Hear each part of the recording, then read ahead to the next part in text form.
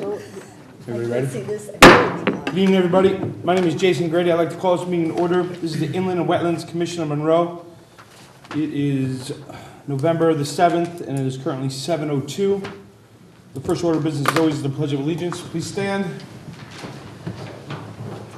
I pledge allegiance to the flag of the United States of America and to the republic for which it stands, one nation, under God, indivisible, with liberty and justice for all. Okay, I'll start by introducing the members of the commission present here tonight. Starting all the way to my right is Commissioner Keith Romano. Next in line there is Commissioner Ross Mastroraco. To my left is Commissioner Jeffrey Shamus, who is our vice chairman, who is a certified ecologist, a certified soil scientist, and a professional wetland scientist. To his left is Secretary Lois Spence. To her left is Donna Szynski, who is our Inland and Wetlands Coordinator, Inland and Wetlands Commission and Land Use Coordinator. And to her left is Scott Schatzeline, who is a licensed professional engineer and the town engineer, and our Inland and Wetlands agent. Is that all? That's everything I'm supposed to say now, right? Okay. I'm also supposed to read you our Inland and Wetlands mission statement. The objective and purpose of the Inland and Wetlands Commission is to provide for the overall protection and preservation of the inland wetlands and watercourses within the town of Monroe. In the normal course of our meetings, we hear public hearings and other applications. The protocol for public hearings is to have an applicant make a representation or presentation to the commission, during and after which the commission will be asking the applicant questions. The commission will then review town, staff, and other independent comments. The meeting will be opened up for public comment. I will ask that all comments be made to the chair or the commission. After any and all comments pro, in opposition, or of a general nature are made, the applicant will be given the opportunity to respond.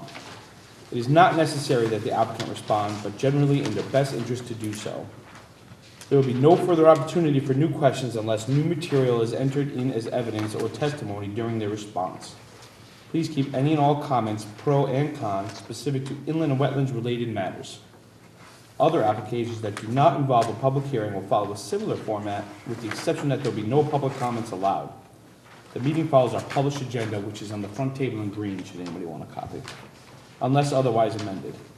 Are there any changes to the agenda tonight? Let's see, she put a couple in blue, so I think those are things she added. It would be under section 9, time extensions, IWC 2018-04R, 8 Maple Drive. Section 10, agent approvals, IAA 2018-32, 27 Richards Drive, and IAA 2018-33, 23 Richard Countryside Drive. I believe that is it. Thank you very much.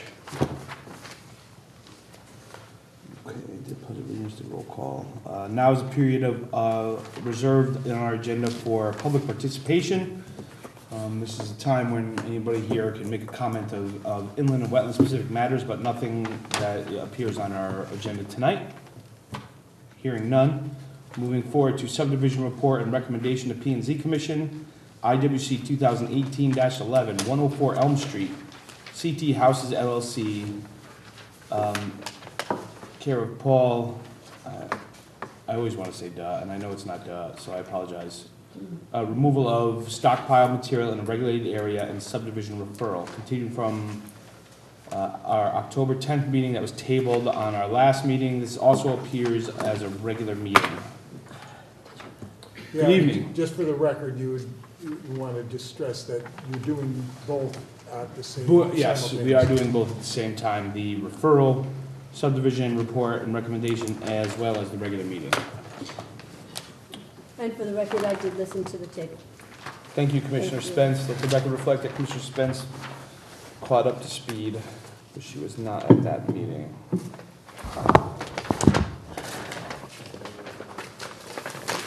Good evening, sir. Good evening, Bill Carboni, Spath York and Associates. I'm a registered professional engineer in the state of Connecticut. At the last meeting, we had gone through most of the subdivision, And there were 5 items that you asked for additional information. The first of those was a additional test hole to be dug in the area of this recharge area. We've done that, and we've dug 3 test holes in the stockpile. The test hole in the recharge area went to a depth of 84 inches, and the area below, about 2 feet, was coarse sand and gravel, which would make it a very good area for a recharge system. The 3 holes in the stockpile were there to answer the question of what is it? Was it topsoil? Was it bank run gravel? As it turns out, it was just common fill. It was described as common fill. One of them had a trace amount of topsoil. The 3rd hole was light brown with some clay and sandy soils below it, which gets to, this is not topsoil. We're debating on whether this could be exported and sold. It can't. It will be, but we will use it to truck it out of here and use it for these fill areas, primarily around the driveways. The next question was, how are you going to get it out of there? And the idea was that there is an existing trail coming up through here that was most likely used to bring the material into it. The question then became, is it suitable for truck traffic? We are proposing to use a corduroy road on this.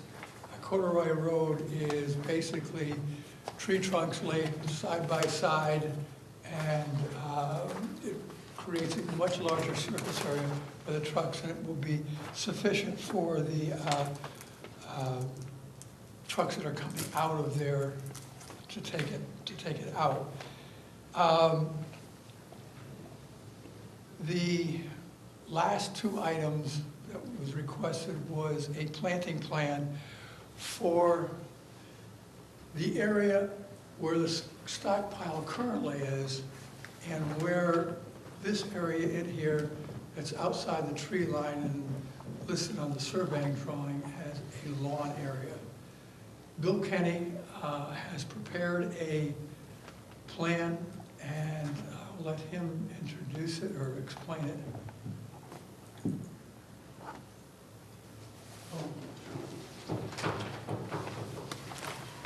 Good evening. I'm Bill Kenny, principal of William Kenny Associates. I am a professional wetland scientist, soil scientist, and landscape architect. I was not here at your last meeting, so may not know all the comments and concerns you had at that time with regard to this area, but what I'll do is I'll describe to you what we put together based on the information that I received from Spath Bjorklund, Bill Carboni and Dave Bjorklund, and then we'll go from there.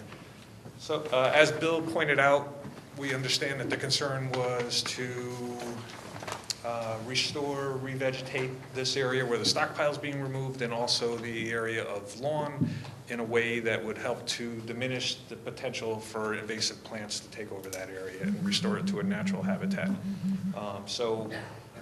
Most invasives do better with sun, and so what we're proposing is to restore and help the restoration. What would happen naturally without invasive plants is that this area be reforested over time.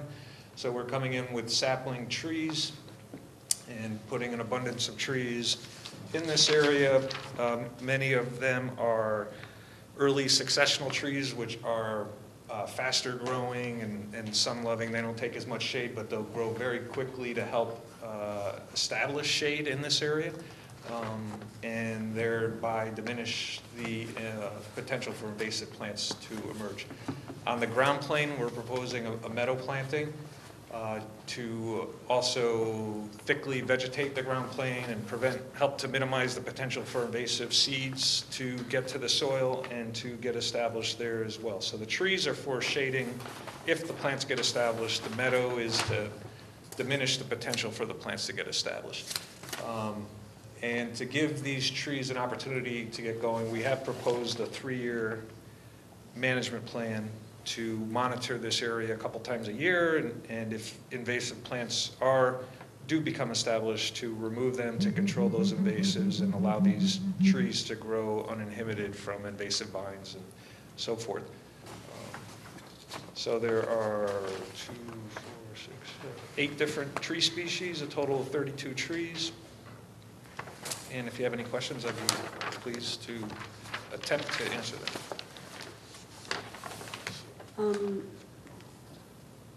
What do each of the circles of the trees represent? Because normally there's, unless I missed it, but normally there's some pointing as to which trees go in what place. Yeah. Right now, there's just a list and a bunch of circles. Yes, so the circles represent trees.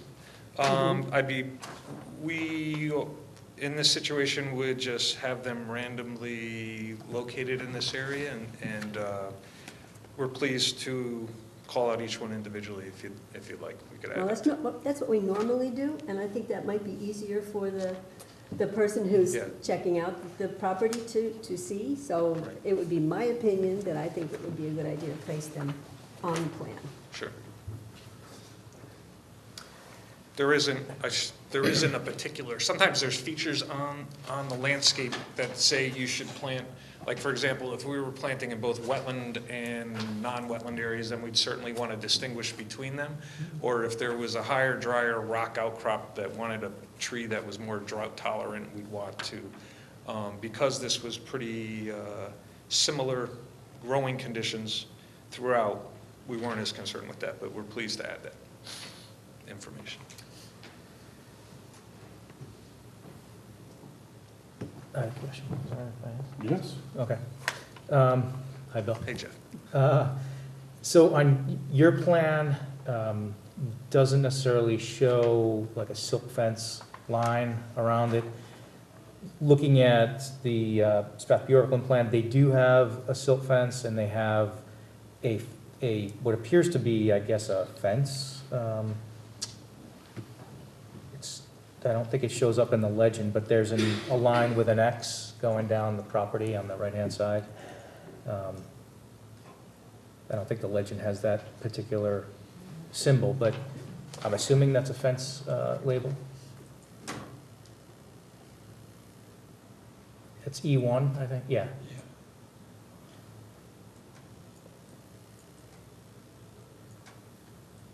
Yes, can't read it either. Yes, we are proposing silt fence down the side, around behind the stockpile in here, and out to this area, which joins it back to the tree line.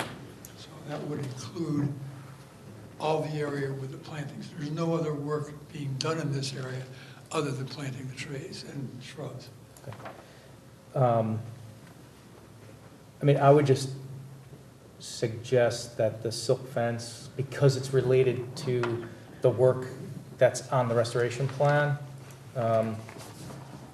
wetland buffer, just to show the silk fence on this, depending on who's contractor, whoever's looking at what. Yeah. Just one contractor dedicated to this, so. If the, yeah. And the topography, did you mention that it's being removed, that topsoil pile in the back? Common fill, but yes. Okay, the fill. I guess there's two questions with that. You mentioned the test pits.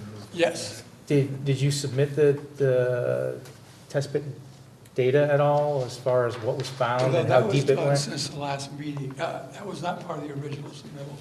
It was done after the last meeting, and It was not submitted. I was just curious what the profile was when they went down, did the test pit, and found what the soils. Do you have that now? actually We look can like. enter it into the I exhibit? don't know if I have it with me. I'll have to look. But Okay, so there's that's, no real profile. There's not like topsoil A horizon, B horizon, because it's a mound of fill. it depends. If you have a mountain of fill on top of original soil, you'll hit the original A horizon. I don't believe, we dug them in these areas basically to find out, and in the back, to find out where, to get a representative sample of what is in there. I don't believe any of them reached back to the original grade in this area. I'm just curious if, in that peninsula, if you will, if there was actually wetland soils found under that pile, that could have been historic wetlands. We did not Probably very find, likely. So, but regardless, we did not find anything that said topsoil, but in one of the test holes in the back, we hit groundwater at 24 inches. yeah, right. So, and we didn't hit an intermediate layer of topsoil. So is there then another plan, and it can be part of Mr. Kenny's plan or something, in terms of what the proposed, and maybe I missed it, what the proposed topography, what the profile, cross-section of this area is gonna look like from Farm Mill River through the restoration area to the pond, and what's that's gonna Right, look what like? we did was, at the last meeting, we're saying that we are going to remove the stockpile, reestablish a straight grade between the 408 contour here and the 406 there, and shed it off in that direction towards the river. So you could show some proposed grades that would show that. We could, yeah, but I mean, it's, Well, I think, okay, so that's what I'm leading to is, I think Mr. Kenny's plan would be, if it's the wetland buffer habitat enhancement plan, right now, it's showing plantings on the mound. technically, yes. So if this is we're doing something with the grades, it's if we're putting a house out here and grading for a lawn, but we're not showing what that is, in the buffer right up to the river. I mean, we need to have some grades, we need to see, for a complete plan, you know, to really see that. That's kind of like the first step. I think we can add, that's a good idea, we'll add that to our plan. I think there was reference to the fill being removed on the, But What about, would it be most helpful to put it on the landscape plan? you can put it on the landscape plan. To keep it all together? You can keep it all together and put it on the landscape plan. Show the soil erosion sediment control measures that are, that'll be there. And it would help to actually have, like I said, doing a cross-sectional view of, through a profile through that area. It really should be tied into the site plan, and it should be on both. It's fine, It'd be I'm hard to do not that. saying, you know, it can't be. Yeah. Yeah, the proposed grade. I have no problem doing it. Yeah, that's right there, that's the plan it should be on. And then you could put on the landscaping plan too, I guess. which is common. This plan that we're looking at happens to be the erosion control plan, but The the one site that- plans are similar. I think what you do is you show the proposed grades that you're describing, and then include a notation indicating that during the excavation, a soil scientist will be checking to see if there's an underlying layer of wetland soils and where you would vary from the proposed grading to match the wetland profile, you know, the soil's profile for wetlands. Because I would guess there's a good point, Jeff, that I would doubt that they excavated to put the pile in. They probably just plunked the pile down on whatever was there. No, I would imagine they stripped the topsoil so they could sell it, then made the pile. Oh, okay, well, maybe that's possible, sure. I guess we'll find out. As I said, the test holes that we did, we went down to groundwater, did not encounter that topsoil there, but that, like any test pits in one area, it's one shot. Whereabouts, do you know? It's not shown on here, but it was in the back in here, it was test pit 13. It was in the rear, as I said, we tried to get representative of the whole pile. So, Bill, did you have that information going into this? And I'm only asking because you may want to think about the 24 inches to groundwater back there, and whether or not, understanding that, you know, you're gonna kind of put your species names on here, you may want to focus on, more wetter species, whatever, No, he did not have that information because we hadn't dug the top test hole before he started his plan. But we can coordinate that. Yep. Come up with a unified plan. I also had a question on I was trying to follow the Corduroy Road. What were you doing there? Or where was that? The road is this marked trail? out here is a trail, which is the haul road that brought the material in. If I can get up to another one. And this area is soft, and as Keith had said at the last meeting, what were we gonna do with it? What we wanna do is a corduroy road, which is that, Mm-hmm. which is just logs piled on there to allow our trucks to come over there. It will provide a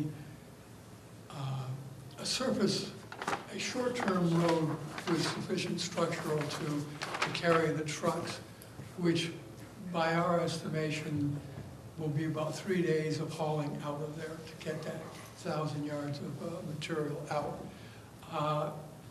We thought it would be the least disruptive. This will go right on whatever is in that area. We don't propose any excavation. If we were going to do a haul road that's more than that, we would have to take out some soil, bring in riprap, and then take the riprap back out again, which would have more disturbance. The logs can be removed relatively easily. Is that area of the trail right now vegetated with shrubs or trees? No. I can get to it. It is, here's a trail out. Let me help you. This is the survey map showing the trail, and So it's this area right here. it's right there, and See that immediately tree next door line? is the tree line.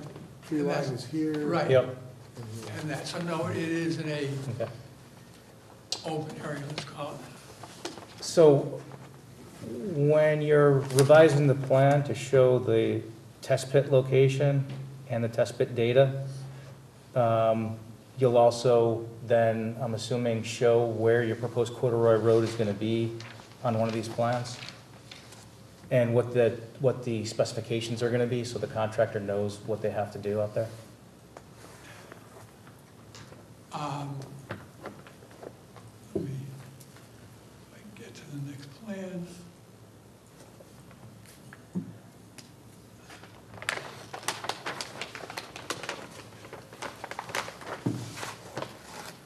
We have called out on the S1 sheet, if I can find S1, the calling for a corduroy road. It's really 6 to 8 inch trees laid side by side.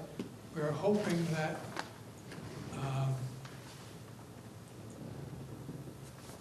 most of these trees will come out of the stockpile area. There is a significant amount of trees there, and there is also trees in the area where these two houses will be built. So between the two, we will lay the corduroy road up to here until we get, as it says, install corduroy road from here down, and we'll lay the trees until we're onto a stable soil, which time we don't need it anymore. What sheet is this? Oh, sorry, yeah. Is this, it looks like it might be S1? S1. It is The S1. S1 I have doesn't have it. Doesn't have what? What are you looking for? Do you have that? That says corduroy road? No, there's no corduroy anywhere. That would be, It's that not on was, the plan. that wasn't on It it. It's on that plan, though. You have the plans for the last of it, these include It's the on revision. what plan? Did No, you, wait a minute. There's no corduroy. Hold on a second. The only thing new we got was the landscaping Right. plan. Right, We haven't received any revised other. this, right, the only Are you revision on this submitting plan them was the tonight? location of test holes and that note for a So corduroy. this plan you have, are you submitting that tonight? No, submitted, I don't have enough copies with me. Okay, I just wanted, for the record, then, we haven't received any revised plans, it's just in their presentation. So we don't have any for the record. But we would need to get some for the record, right? Yes. Okay. Yes, it would, I mean, they're relatively minor. I would certainly say that they should be conditions of approval to have the things that you stipulated tonight, changes to the planting plan and to the S1 sheet.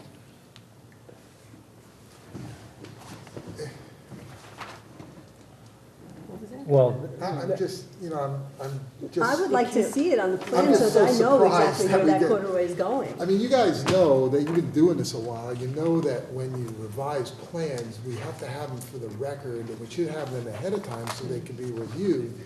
To show up at the meeting and have revised plans and not have them available for the commission, it prolongs the application. I mean, we're trying to expedite and move your application along, but it makes it hard if we don't have that information ahead of time. In addition, I'd like to say that I have a number of asterisk items on my comments that I thought were gonna get addressed. I never received anything but the landscaping plan, so I don't have any responses to that stuff either. Well, I was going by what the commission had asked at the last meeting with those 5 things. It was my understanding the rest of it, they were satisfied with. Well, what we're satisfied with and what Scott's satisfied with are two different animals. Yeah, and sometimes they're the same. There are things that he needs that we don't necessarily But you're the think commission, about. so.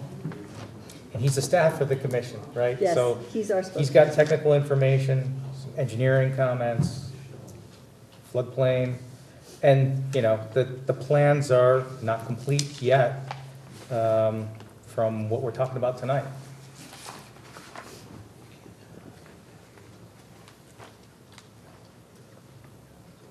Well, the floodplain permit is a P&Z matter, right? Not wetlands? Well, it may be a P and Z matter, but one of the things I'm asking about is a more accurate location of the floodway and the floodplain, and that could impact what you're proposing in front of this commission if we know where they are.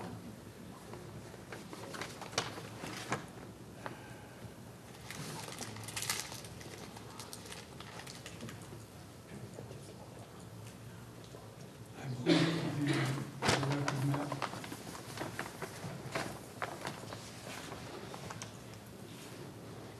This is not the right way to do this.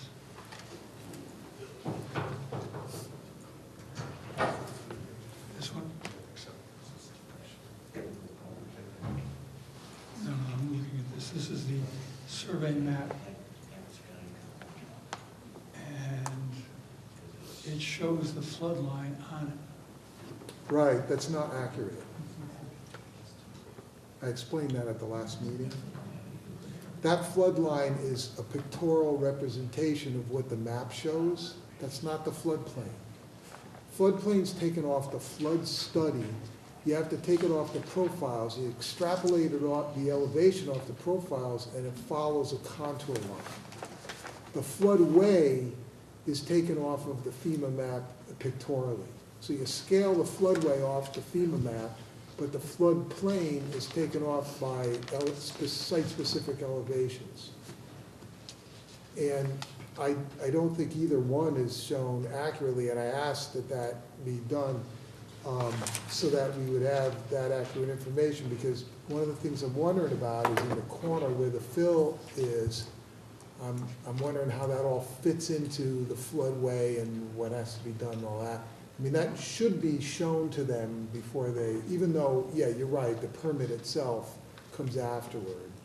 Yeah, well, it's obviously in the floodplain because it's within the thing. Well, okay, so that's just, I'm just trying to, I'm trying to find a way that we could kind of pull everything together so that we can move along and get this thing approved. This is the second meeting we have, and it sounds like we need more information. It's gonna kick it into 3 meetings. We could get this done in 1 meeting. If my comments, if you call me and go over my comments, we could work together, get this done, and we can go through this in 1 meeting so that they can get what they want and we can move along. this 3 meetings just kind of slows everything down and just makes it very difficult. I'm just, sorry, just frustrated. I mean, we could do it in 3 meetings, it's just You're right, frustrating. because we have to keep reviewing the information every time also. Right, And right. that's, you know, that's time consuming for us. One last comment. The silt fence Yes. that you have shown on the Corduroy Road, Yeah. that goes around the pile adjacent to Yeah. Farm Mill and the Right. My request would be, it's up to the commission too, because of the very close proximity to the open water resources and the wetlands, a row of hay bales as well as silt fence for extra Backing protection. silt fence. Yeah. You know, I have another question too, and that is, do you guys have experience with a corduroy road of that length? Because, what are you gonna run triaxles over that? No, dump trucks, A small dump? Because 15-yard. to try to run over a corduroy road, I mean, have you ever seen those trucks trying to get over that stuff? They're gonna get hung up. I mean, the stuff I've seen people put those in, they put filter fabric, they put crushed stone in with them because the trucks can't make it over that stuff. I mean, you can have a Uke or something like that go over a corduroy road and it goes over nicely, you know?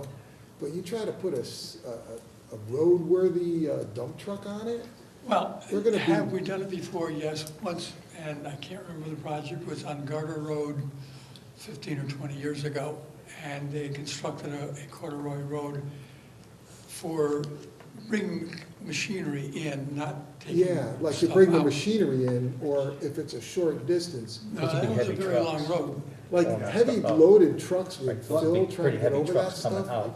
Well, one log gets dislodged or caught between the tires, it's game over. Yeah, Got- right. You know, the truck gets broke down. And I if it- looked at it saying, well, I wouldn't, I mean, I'm a contractor, I would never do that. I would never lay logs down and drive a roadworthy dump truck over it. You couldn't pay me enough money to do that. Yeah, if it rains and they get wet, forget If it. just one log gets stuck between the tires, the drive shafts blow out of the truck, it's a whole big nightmare.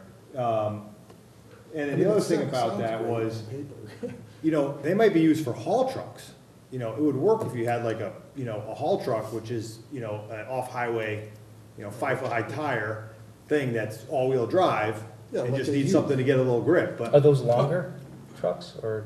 it's No, like they a have a rock bigger truck. It's tire. a rock Oh, truck. They're oh, like yeah, yeah, right. articulated dump trucks, they use them in quarries and whatnot. Right, But we right. can't do that Those- because we have to go under the You road. gotta go on the road. Yeah. Those, if, they use those, they'll go over logs like that to get a little grip, give it something to bite on, and they never really ever can get stuck.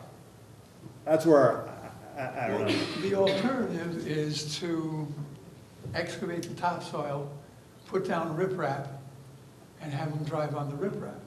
Well, there's another alternative that I That's an mentioned in the last alternative, meeting. but there's much more disturbance to this site. Well, which we except were for if trying a to truck do. gets stuck in it, your disturbance is now gonna quadruple, because how are you gonna get the dump truck out? And all It's the dicey. 6-inch logs are all gonna get pressed right down into the Press down, and ground. like I say, one gets caught between the tire, I had a truck stuck in riprap and the drive shaft blew out of it, and that was in rock. So, I'm just, So which my suggestion, what I mentioned, was low ground pressure equipment, and just cart it directly from, and that to me is a logical reason, way to do it. You don't need to put any road.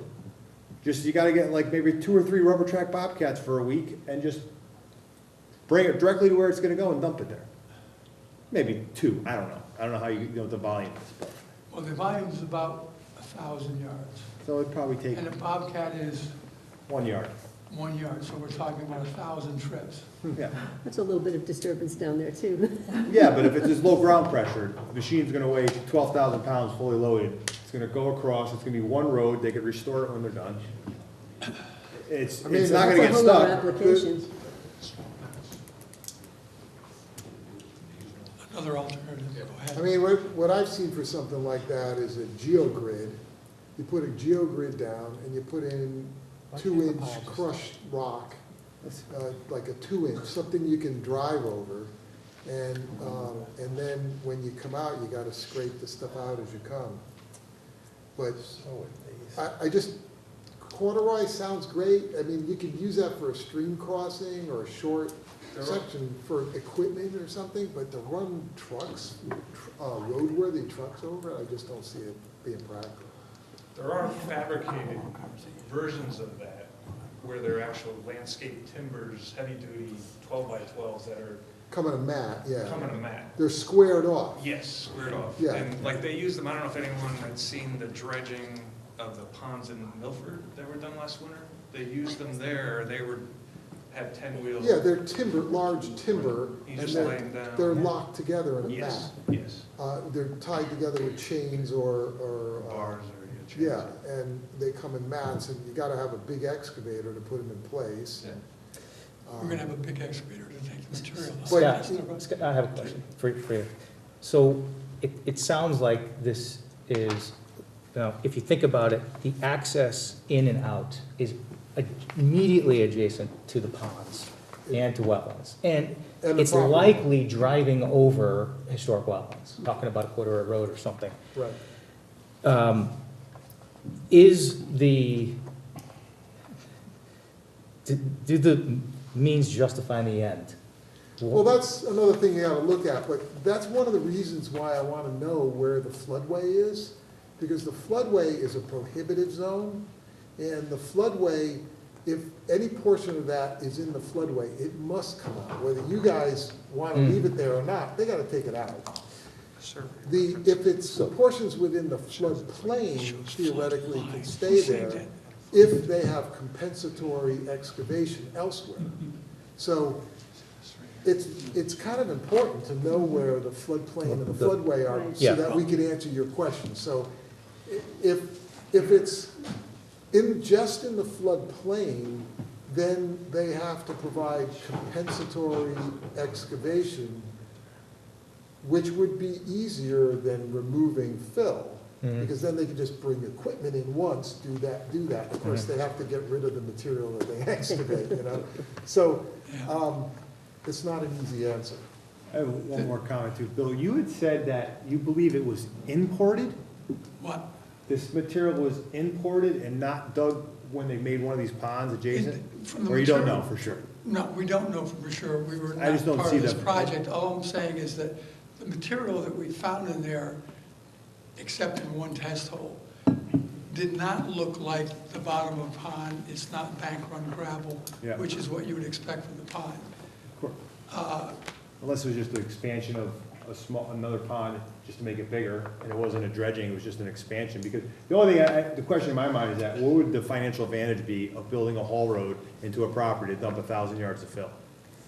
You know, to bring it in and pile it. It I wasn't can even spread speculate. out. I It don't wasn't- know what they are doing. Yeah, of According to, over the years, this area was used as a staging area for a lot of earthwork. And this may be just what was left over, what they couldn't sell or something like that. To get back to Scott's question though, the survey map does show the floodway boundaries, all the way through apparent floodway boundaries. This over in here is the flood line or the floodplain. The floodplain. So according to the surveyor who produced the map, the only area that we're in the floodway would be, of course, we'd be very close to it, but I mean, in this area right in here, we're talking about going from grading out from this contour line to that contour line, so technically we're not in the floodway. We are in the floodplain. So would there be a way of not removing the pile, just for argument's sake, because that was one of the questions, we need to determine that, should in fact be moved? Should it not be moved? How much of that pile do you figure is in the floodway? No. Oh, None of it? Floodplain. The way, None. floodway? None. None. See, I mean, here's the floodway line. Well, there's a little bit right at the There's top. like, I mean, you know, all practical. I will check that floodway to make sure that Okay. that is what, Here's But my the thought. floodplain, Right, you need to come up with compensatory storage. If we leave the pile there, right, we need to come up with some storage. right, Am I correct? Okay. yes, well, yes. and the floodplain, that storage can be in that whole area, that the rest of the area, that's the floodplain. Now, that limit of the floodplain has to be adjusted a little bit so it matches the proper contour. Right, But That makes that's, it's sense. probably You can somewhat, see it's probably following this close. contour here at Yeah. about 408. So So, somewhere between the pile and that, they would have to dig out enough volume that would be equal to that elevation of the pile. So they calculate the volume of that, up to that right, but elevation. the flood plain is at elevation 410. Okay, so go back to the pile. So you And look at there's the 410 contour. So Right. we're talking about this area in here. inside the 410, yeah. that- Right, would have to be removed. And it's really not the whole pile, No, it's no, just it's the only the lower, part- lower but you part. gotta remove the whole thing to, Well, if you put it in this area, if you really want compensatory storage, it could be dug in this area, which is now gonna create. Same job. Strip all the It's the topsoil same out job. of there. and It's then- worse. yeah, it's a. Right. you gotta- I mean, I think, and maybe you guys agree, you don't, if you come up with a proposal showing low ground pressure equipment and just haul it directly over, just drive You straight would to where have you're to gonna drive dump it it. up through here. Yep, and which don't is even touch parallel. that old road, don't drop any logs in there, don't possibly get anything that's heavy stuck. You're done, it's a couple days. It's probably gonna be cheaper. It's 1,000 loads. You could do 300-400 a day with one machine. I've done it. over that It's distance. yeah. Right, I mean, we're talking about what, a half hour, 45 minutes to get Well, from I- there? No, Well, we're it talking sounds about like- about 5-minute round trip with one machine. But it sounds like we're kind of talking about specifications and details that we don't know. And what I would suggest is come back and propose something with specifications. And when you do that, understand that when that gets ripped out, whatever you're doing, if it's within that buffer, upland review area, it's got to be restored. Well, before I come up with this, I'd like to know what the commission wants. Do they But we're want? not, we can't, I mean, we can't design it, but we're I'm not trying asking you to. design it, I'm So if talking you're gonna about propose a concept. corduroy road and say, hey, this thing is gonna work, well, make us believers by demonstrating that it's a tried and true practice, here's what you need to do, here's what you think, I mean, Do you even have enough logs? I mean, if you end up short, you're gonna haul in now logs with a log truck and then drop them off and then, Well, we you don't, know? I don't, we still don't know exactly how long the corduroy road is gonna be, right? Because you said you can only put it where it needs to be on the soil. So it could be, Once we get into stable ground, obviously, we'll have to do it's that. gonna probably be in the whole floodplain. That's what. if you guys don't mind, Big. in the audience there, thank you. Would the timber mat be satisfactory? That Bill had described. Say that again? That Bill described? Right, the timber mat, which is, swamp mat, whatever. That's that big thing of old tires, right? It's kind of all cut up and baled together that people drive over. They're made of varying materials. Some are made with tires, some are made with the squared off landscape or railroad timbers. Oh, yeah, I've seen it, okay. That are, they're 12 by 12, they're big. They use that in the road to nowhere right now, there where the connection up in, not Pepper Street and, what's that Oh, cross? Timothy Hill. Timothy Hill.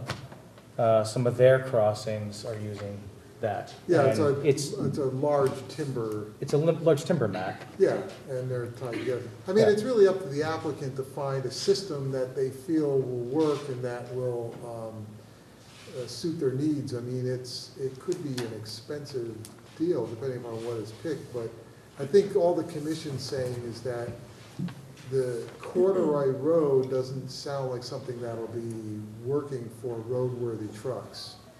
And that if you could come up, I mean, I don't want to put words in your mouth, but you don't want to design it for them. You want them No. to come No, to you yeah. with, hey, this is what we can come up with for an alternative. And because of the sensitivity of the area, at least myself, I'd be recommending that, that there's an on-site inspector during the excavation and trucking, because of the ponds and the wetlands that are there. My question still remains, would the commission in general, no matter what we use for the trail, come from the stockpile, up the trail to the road and then back over to here? or follow this path through here, paralleling the river. This is an area that's not treed, and use like 1,000 Bobcat loads to come this way up into here. In my opinion, what I'm hearing, and I've never sat in a dump truck in my life, so I don't know.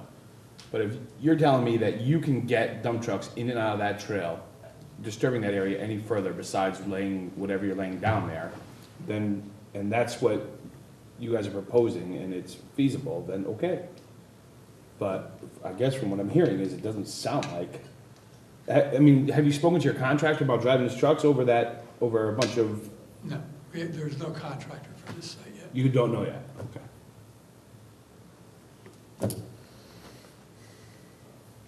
I had a question that was a little bit unrelated. And I guess it's for Mr. Kenny. I notice on your sketch of what soils are where, it indicates that that whole area is eudirbance, which is, it could be filled, the whole thing. Yes. From, even between the pile and the wetland marker that's in that, is there a number? You see, like between 87 and 88, there's a straight line, I don't know too many straight line wetlands, and the fill pile. And I'm wondering, is that really wetland soil underneath a small amount of fill? Between Maybe that should 87 be 87 addressed here? too. Oh, and 88 here? Mm-hmm. Or 89? It's more than 20 inches, right? It, when they built the pond, all of these ponds are man-made. Right. So they excavated, they agreed they weren't trucking it off, they were just piling it to the side and leveling it off when they made those ponds. And then they had, it seems to me they had leftover material and they left it there. So what's your question? Well, I'm wondering if that fill should be removed. You're removing the pile anyway. Should we be doing the whole thing? I mean, restore it back to wetlands like it used to be. So I don't know what kind of a pond it is, because it's part of the river. So it's not like it's separate from the river. The pond to the left. The pond between 87 and 88, Oh, this is to the right. That is off stream. It's offline. The river is at the top of the page, I think there's a connection to that pond. downstream. There's two ponds there, Oh, I see what you're one toward the talking river, about. I think is connected, and the other one's not. It's, if I'm remembering correctly. The one toward the If you road keep going to the left. has, no connection, but the other one I think does. Okay.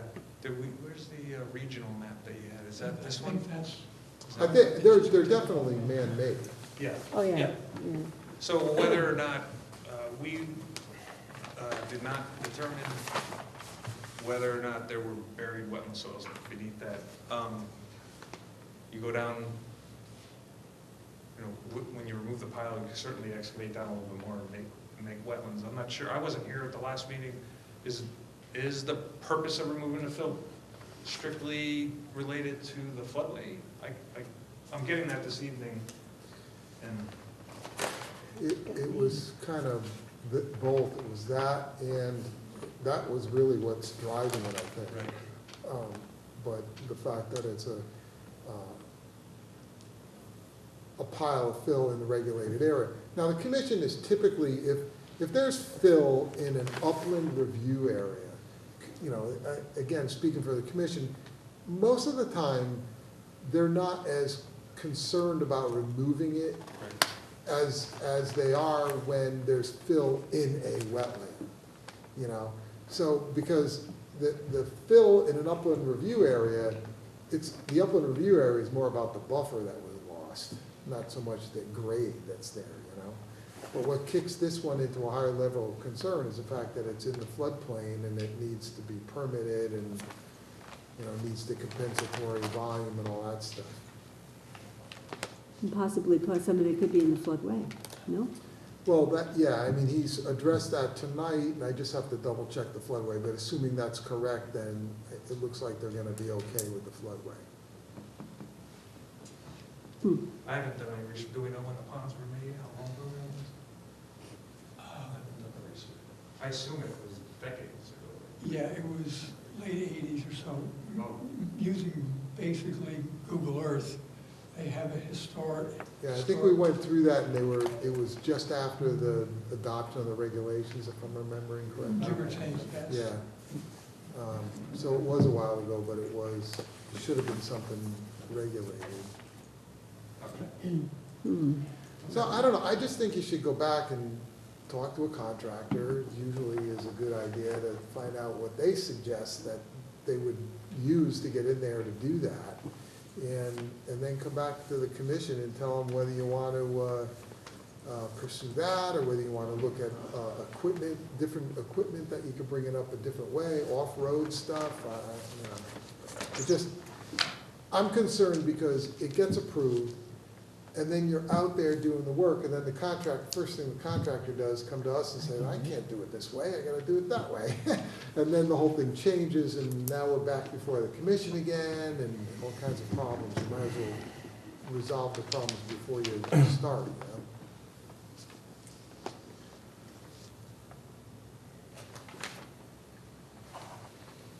So we need that, and then we need the flood way. And it sounds like that you guys are receptive to them leaving the pile if they can, It seems like if we're able to do that, it seems like it eliminates a lot of this nightmare. so you could have the option of leaving the pile and then digging out a wetland area that's gonna have the compensatory volume. So if you did something like that, In the you'd be lawn actually, area. yeah, In that lawn area. in that landscaped area, you could create, Right. you could probably create a wetland, because you got the hydrology Yeah, going. very easy.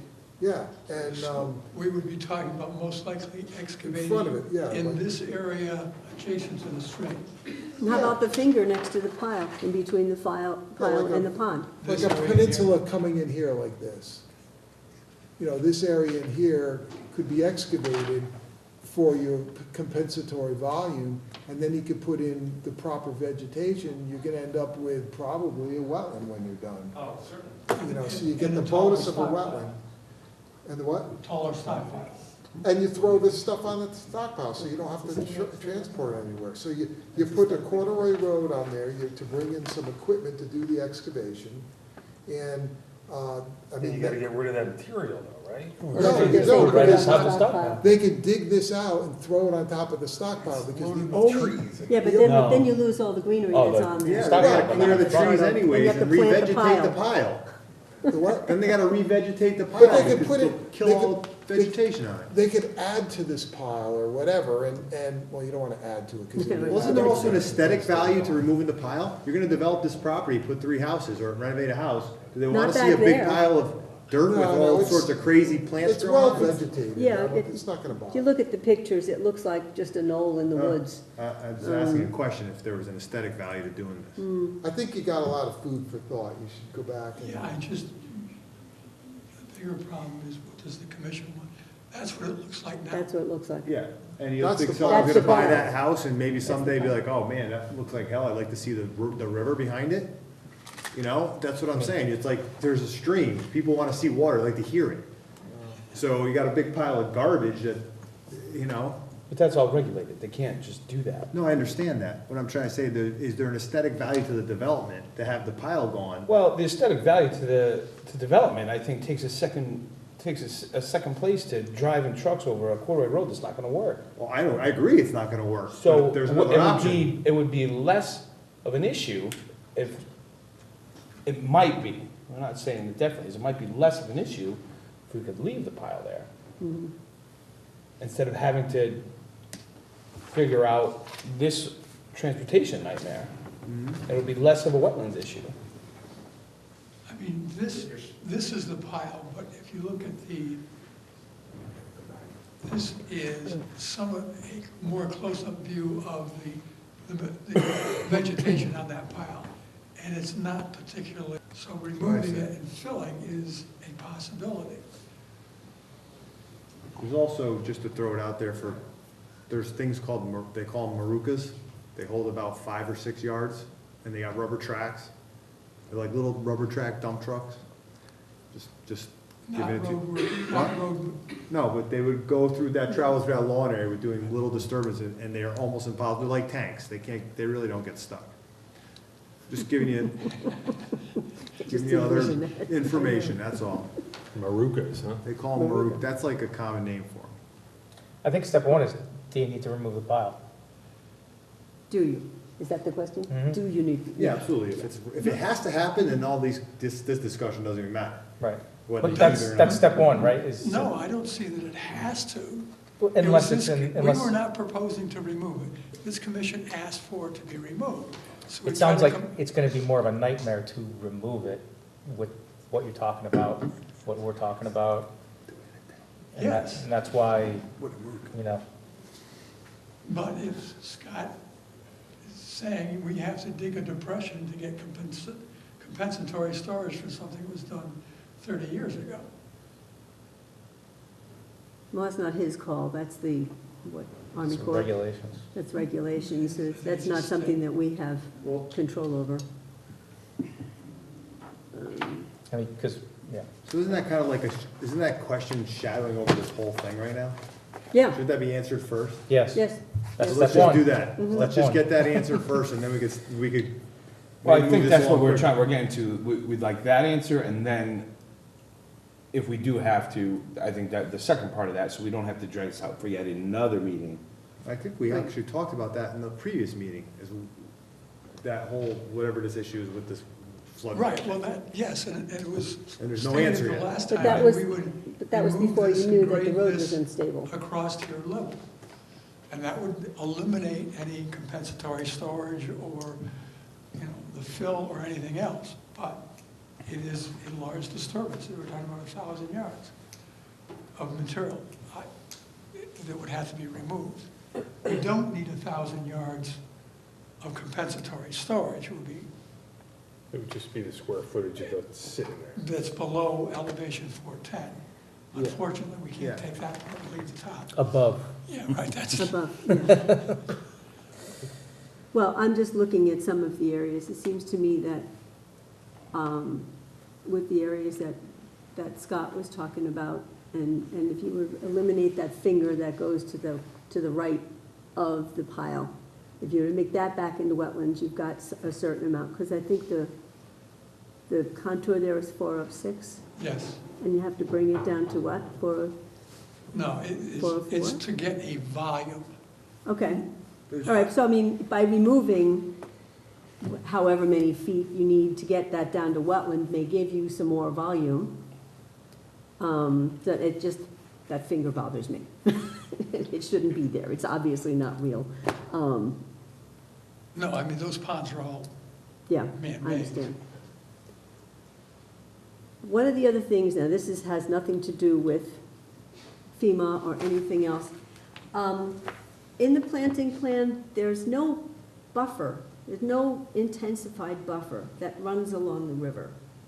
I would like to see some kind of more that's on the banks of the river or along the banks of the river.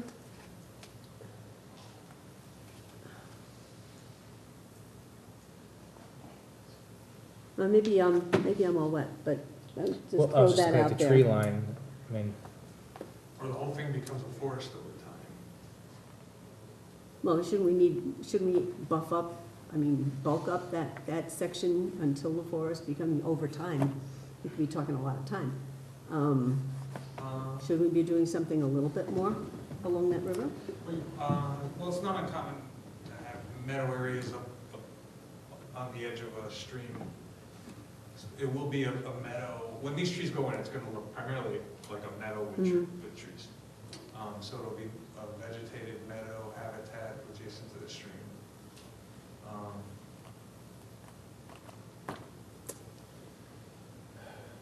It's only maybe a half day of sun, right? That's the west side. That's the east side.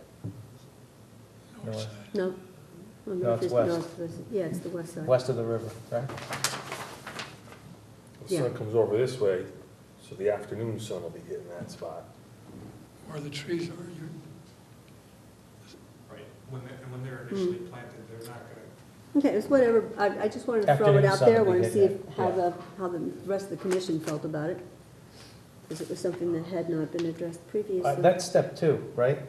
Depending on step 1, Right, but if they're gonna bring new plans, yeah. and this is, if they're gonna include it, it should be in those new plans, so we don't have to keep doing this. but it still has whether the stockpile comes out or not, Right. Mhm. obviously. Well, obviously, if you know what step 1 has to happen, then, 2 and 3 should fall into line. that answer, whether or not it comes out or not, is being driven by the floodway, or is there another criteria? I think, The floodplain, The floodplain. The floodway? because it's within the floodplain. We would have to have compensatory storage. yeah, because we determined that it's not in the floodway. Yes. That's right. So then It's it has definitely in to, the we flood. have to provide, we either have to remove it entirely or create this other wetland. to Correct. provide some- Yeah. So we've answered that question. Okay. So how we want to go about that? If you guys are okay, if we come in, if we remove the fill on that finger that Lois has mentioned and lower the grade in the open lawn area, that concept is okay with the commission? Or do you want us to remove the pile? It's already have a name, creates wetlands. Right, which is storage, is that enough? I don't think that's so much an issue as the construction access. Yeah, And I think that's where I think we We're can, because that's done. bogged down. Right, and that's pretty commonly, we've all seen access in wetland areas like this. So I'm confident we could come in with a stabilized access that you guys find acceptable. And if we have to do compensatory storage, it's gonna require truck access one way or the other. Because I don't think, if we're pulling it out to create that. But it doesn't have to go all the way back there, is the point. So it could be closer. Yeah, Well, now, if you cast it onto the pile, you don't have to bring any trucks. If they dig it and cast it onto the pile that already exists. so I don't think you No. can, the pile is so steep right now Yeah. that, Well, you have to calculate that expansion of volume and dig it off to the side, do the math. I know, so if we go off to the side though, then we're. Then you're only taking away bringing an some- excavator in there. I know. What? So I think it's gotta Yeah. go Damned if you do, up out of damned the if you floodplain. don't. But it will be right up to the edge of the floodplain, Floodway. the floodplain. The floodplain is 410. Right. Right. So on the, where's the other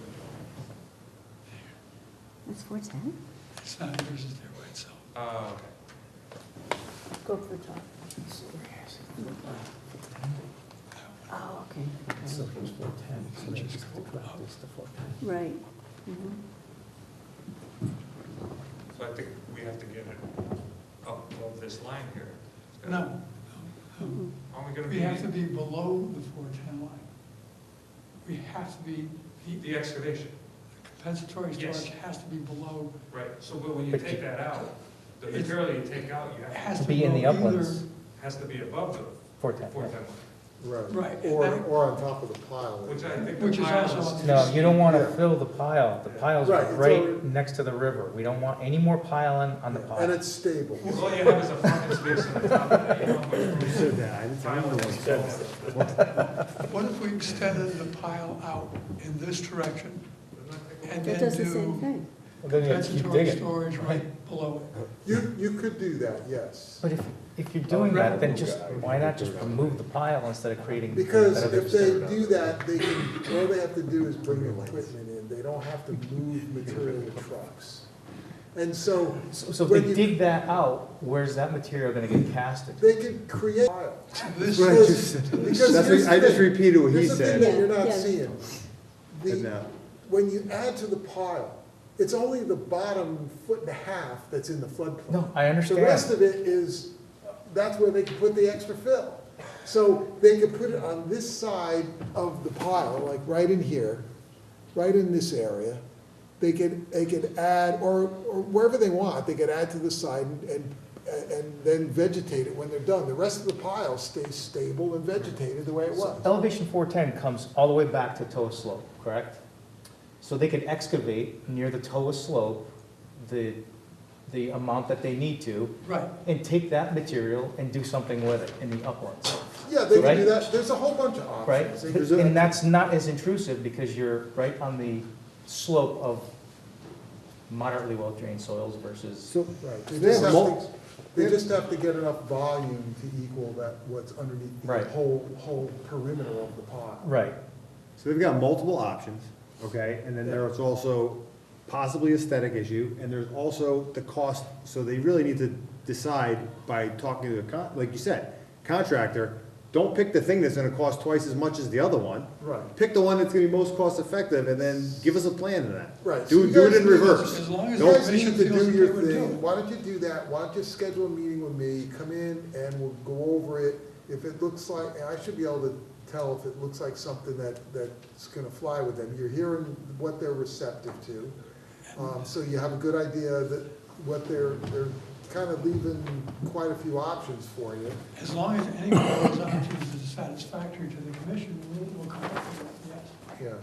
Yeah. So, But last time. but I think, if I could maybe facilitate here, to do the homework, come in, when you're gonna come in and see Scott, have some plans and alternatives and how you're gonna do this one, or this one, and know what your cost is and kind of help the process so that when he's looking at it, he's looking at something that you've already thought about and you're planning. Otherwise, it's just gonna be looking at this and just, hand scratching Fine, things. I agree with you, it's just You know. that the last time the commission said they wanted it out. That's what we Well, came the to. last time we said that because we were, We didn't know about the other issues. There's a lot of different issues that have come up. Yeah. right, yeah, I mean, things have changed since the last meeting. We wanted it out because it was in the floodplain and it had to be out. But now that this road is a nightmare, then, Would it be possible to take some of what you need to remove and put it on lot 2 above the URA line? I would say we kind of, And give them a flatter if I backyard? could say, yeah, let's you move guys this aren't along. designing it. Yeah. Let's move this I know. along, Come let up with Scott. I'm just throwing it work out with there as the- an option. As long as we're into options, let's go for it. Because that's what I looked at and said, oh. All right, so you guys can do your thing and you can call me and we'll put our heads together and get it going for next meeting. All right, as far as timing goes, I'll need an extension, granting an extension I will get that to you. for 26 days. All right.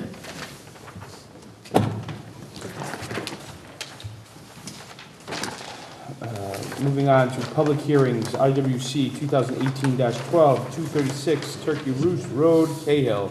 Proposed 3-bedroom, single-family dwelling with associated site work. This is the opening of the public hearing.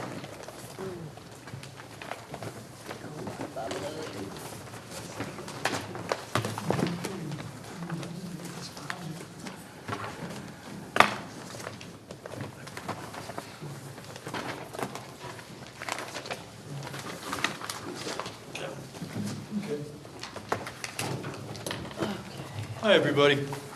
I'm 236 Turkey Roost. Okay, how you doing? Mike asked me to come and give you a little background. I'm the third generation of Monroe. He lives here approximately 60-plus years. As a police officer, EMT, police commissioner, town constable, inland wetlands, prior to inland wetlands, conservation water resources, and we were the group that devised you guys. We did all the walks with the state, we did all the write-ups for them, and then eventually we wrote up the program for you guys. I had left during the middle of that to go on the police commission. Also a member of Democratic Town Committee and Town Council. That's some of my background. So, we'd like to build a new house. The old house should come down, we can remodel it, but we prefer to build a new one.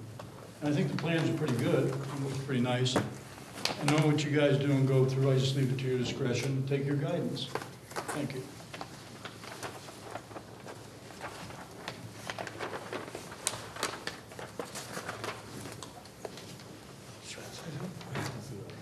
How you doing? Mike Chesnowski, Jan's Land Development, 65 Hammertown Road in Monroe. Kevin came to see me about this. I've guided him in the right direction. We've talked to Scott about it from preliminary plans from 1994. and he thought it would be a good idea and favorable if we brought it to the commission to have this new house built while he's living in the old house. I talked to planning and zoning that they don't have a problem with that. As long as once we get the CO on the new house, the old house gets demolition. So Bill's gonna do the presentation. You know, we just got this letter a couple of days ago, so we're gonna do the best we can with it right now. Right, Bill? Bill Carboni, Spath, York and Associates, I'm a professional engineer. A couple of things. First of all, one of the comments was there was no health department review on this. This came in today, so I'd like to submit that.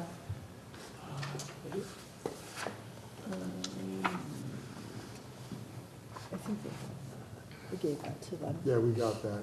Oh, you got it? Yes. All right, well, They- as I say, it came in today. We've got Scott's comments, it's Monday. But I'd like to go briefly just through what we're proposing on doing. This is Turkey Roost Road. This is an existing driveway, the existing house. This right in here is the remains of a barn. I'm not sure all the uses for those goats at one time. And what we're proposing to do is build a new house in this area that is around the foundation. So what we're trying to do is use an area that has been historically disturbed in order to do this. We will, as they had said, we'll build this house and then tear this one down. The lawn area is shown on the plans. We've enhanced it here by showing this is, this dashed, heavy dashed line is the existing lawn. Next to that is a post and wire fence. The post in this case is telephone poles. And just beyond that is the tree line. So we're dealing in an area that is either now a foundation or lawn area. We're not having a very minimal disturbance of trees in this area. But other than that, this is where we are. That's the proposed project. It's a new house with a walkout basement. The area that we will disturb that's not lawn is about 500 square feet. I'd like to go through Scott's comments now. Obviously, we do not have time to prepare new plans.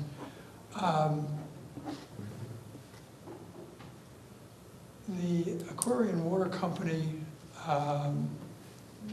submitted a letter with some recommendations which we will incorporate into the plans. Again, we're dealing with a floodplain permit, or Scott has said that. This stream is an intermittent watercourse in here. It is a plain or a floodway.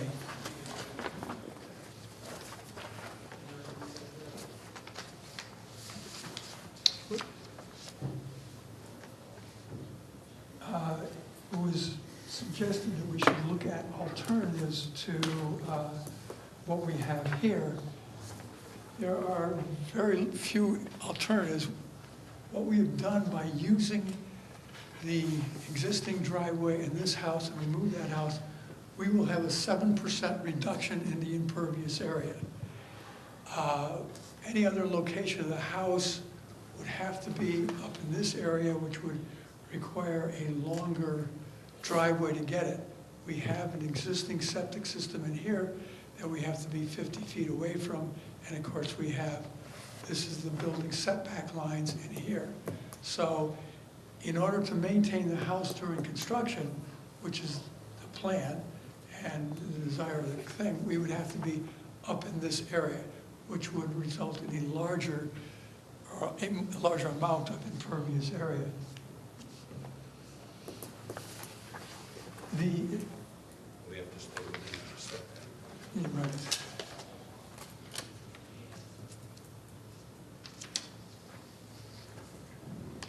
Said the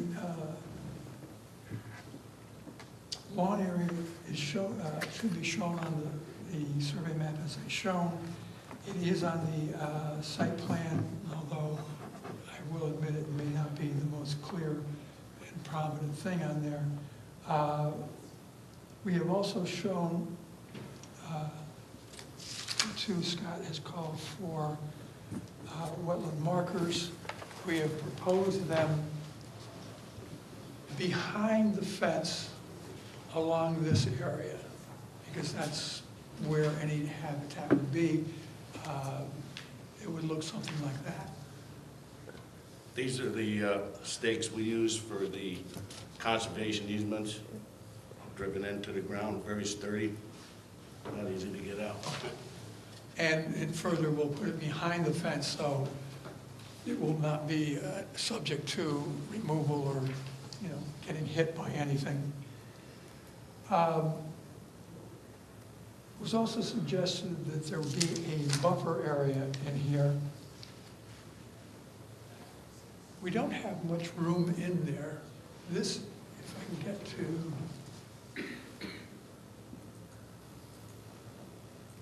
no, it's not in here. How do I get back to my, oh. This is looking from that foundation that I described as a previous barn. The house would be in here, and we only have from lawn area from here to here. This is the post and wire fence, and then trees immediately beyond it. And over.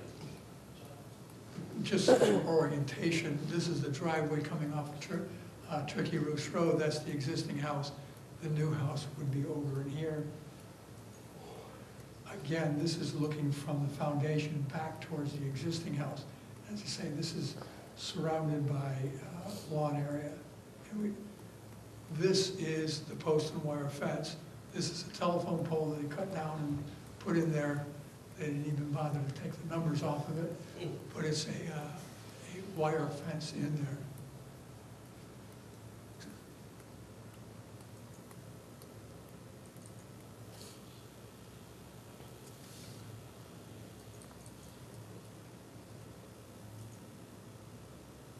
Back to something we can.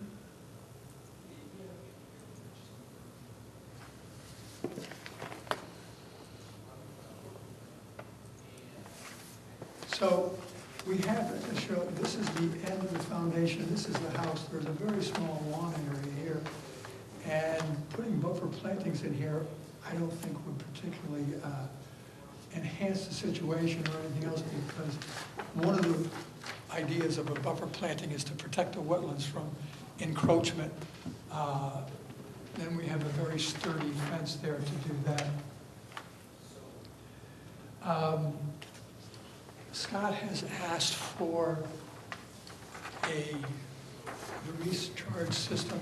There's a bleeder that comes off of, or it was for moving the bleeder.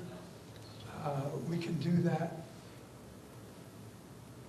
The drainage analysis that he requested is on sheet D1. It shows, as I said, a 7% reduction in impervious area. I'm sorry, I must have missed that. Sorry about that. Whatever. I know we did talk about it. Yeah, right, and it's not in a report, it's on the detail sheet. Which, the detail sheet? D1. This area, Scott is saying that it should be modified. Drainage is, at this point, going to go around this way on the house and through that way on the house. There are spot shots along here. We're talking about micrograding here. I don't think changing the plan is going to enhance anything. It's when Mike goes out there to grade it to make sure it gets right.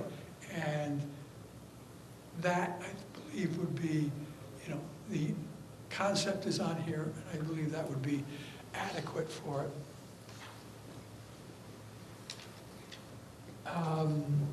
Question came up on the lighting to be used it has to be night sky, well, and it doesn't get into the wetlands. There will most likely be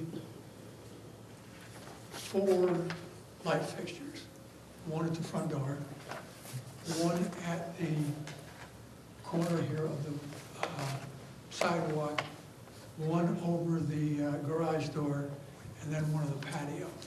These 3 are shielded from the wetlands by the house itself. For this one, it will be behind the bay window. So that leaves this one, and Mike has proposed using these fixtures, which have shields on them and are nice kind of compliant.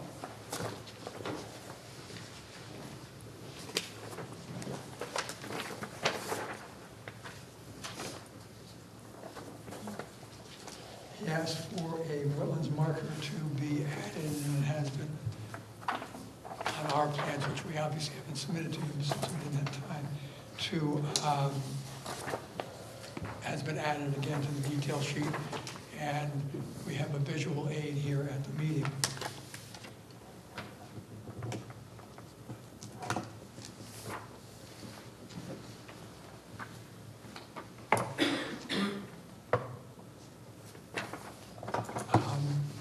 That's the conclusion of my presentation. If you have any questions, I'd be happy to answer. Where were you proposing to move the stone bleeder to?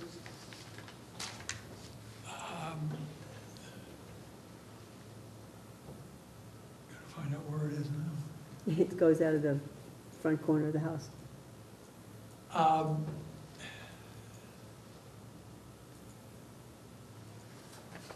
We can move it about 10 feet in this direction. We can move it further away from the road, but we want to keep it in the lawn area. We kind of want to keep it behind this silt fence, so we can move it from here to here, which if Scott feels that would be better, we'd be happy to do it, right? Yeah, it's not a big deal. I was just Right. suggesting you move it up, just so, and having looked at it, I don't see it being a problem. Not an Right, issue? Okay. so, I mean, again, if it, in the field when they're constructing it, that's desirable, we can make that minor modification. This is for foundation drainage and gutter drainage? Roof, right, yeah, roof, footing drains. Just so you understand, normally when you build a house, we require a retention system at the, that it go into a retention system to get the water back in the ground and to address the increase in runoff thing. But because they compare the impervious area that's there today compared to what they're proposing, they are able to show that it really weren't increasing that. So that's why it's just a regular stone bleeder going into the, because it kind of mimics the conditions that were there in the first place. So it'll daylight, Yes, the end of it. yes, with riprap there to stop erosion from the outside. And it looks like it's not an issue. It goes into a, what amounts to almost an intermittent type situation. It goes under the road, and then it's a good-sized swamp area where it's just gonna get lost in that, any attenuation will get lost in that area.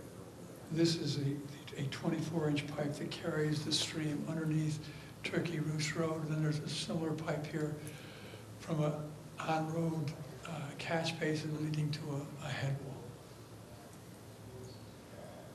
Stream is only active during heavy Yeah, rain. as I said, it's an intermittent water course. So I also noticed one of the questions I had that I wrote down was an LOD line, which I see on this plan you actually put. Is this revised plan submitted yet, or not? No. It's not, okay. Again, we just got it Monday. I just wanted to make sure I wasn't missing something. This, I don't know that it wasn't on here.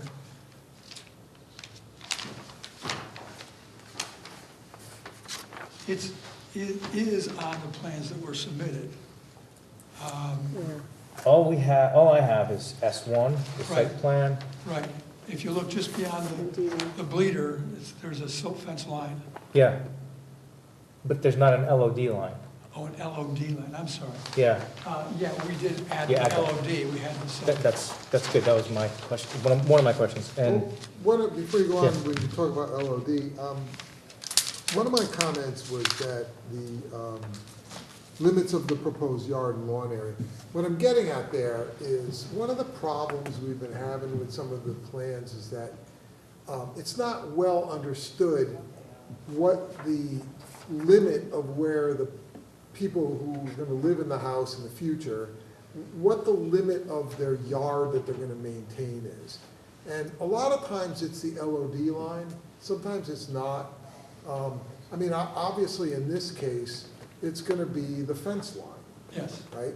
So, the only reason I put it on there is in your final plan, you just to put a note to clarify that, that's all. We've had a couple, I'm thinking of one application in particular where they made a big issue about it, in that, the issue was that, hey, it doesn't say we can't mow and maintain the area behind the markers. And I'm like, well, you know, it was discussed at the hearing, and it's assumed that that's the reason why the markers go in there, so that beyond the marker, you're not supposed to be maintaining. Well, it doesn't say that. Legally, it doesn't say that. So I'm trying to get the plans to be more clear about, you know, hey, this is what the edge of this is the limit of your lawn's gonna be. Which I think we all agree in this case what it will be, but you just need to clarify on the plan. Which brings me to another question. Does the fence is not depicted on the plans that we have, so at least I'm missing it. Is it there? remains of wire fence. Oh, it's remains of wire fence. So this wire That- fence does that- not go all the way up to the top of the property. Am No, I correct? right. Markers are being placed where? You said you're only Behind- behind the fence, Oh, right. but if the fence doesn't go all the way up, No, we were proposing 3 areas right here where the habitation is gonna be.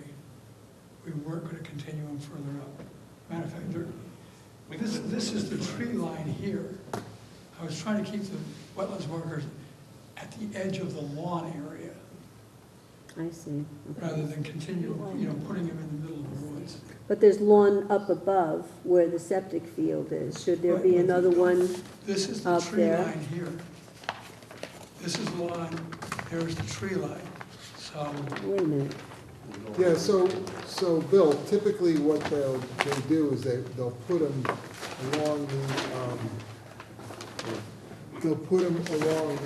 so this is the edge of the lawn here. right. And then they would put them along the edge of what you're proposing to be the lawn area, because that's within the regulated area, so you put a marker there and one up here. Well, wouldn't it make more sense to put it closer to the wetlands?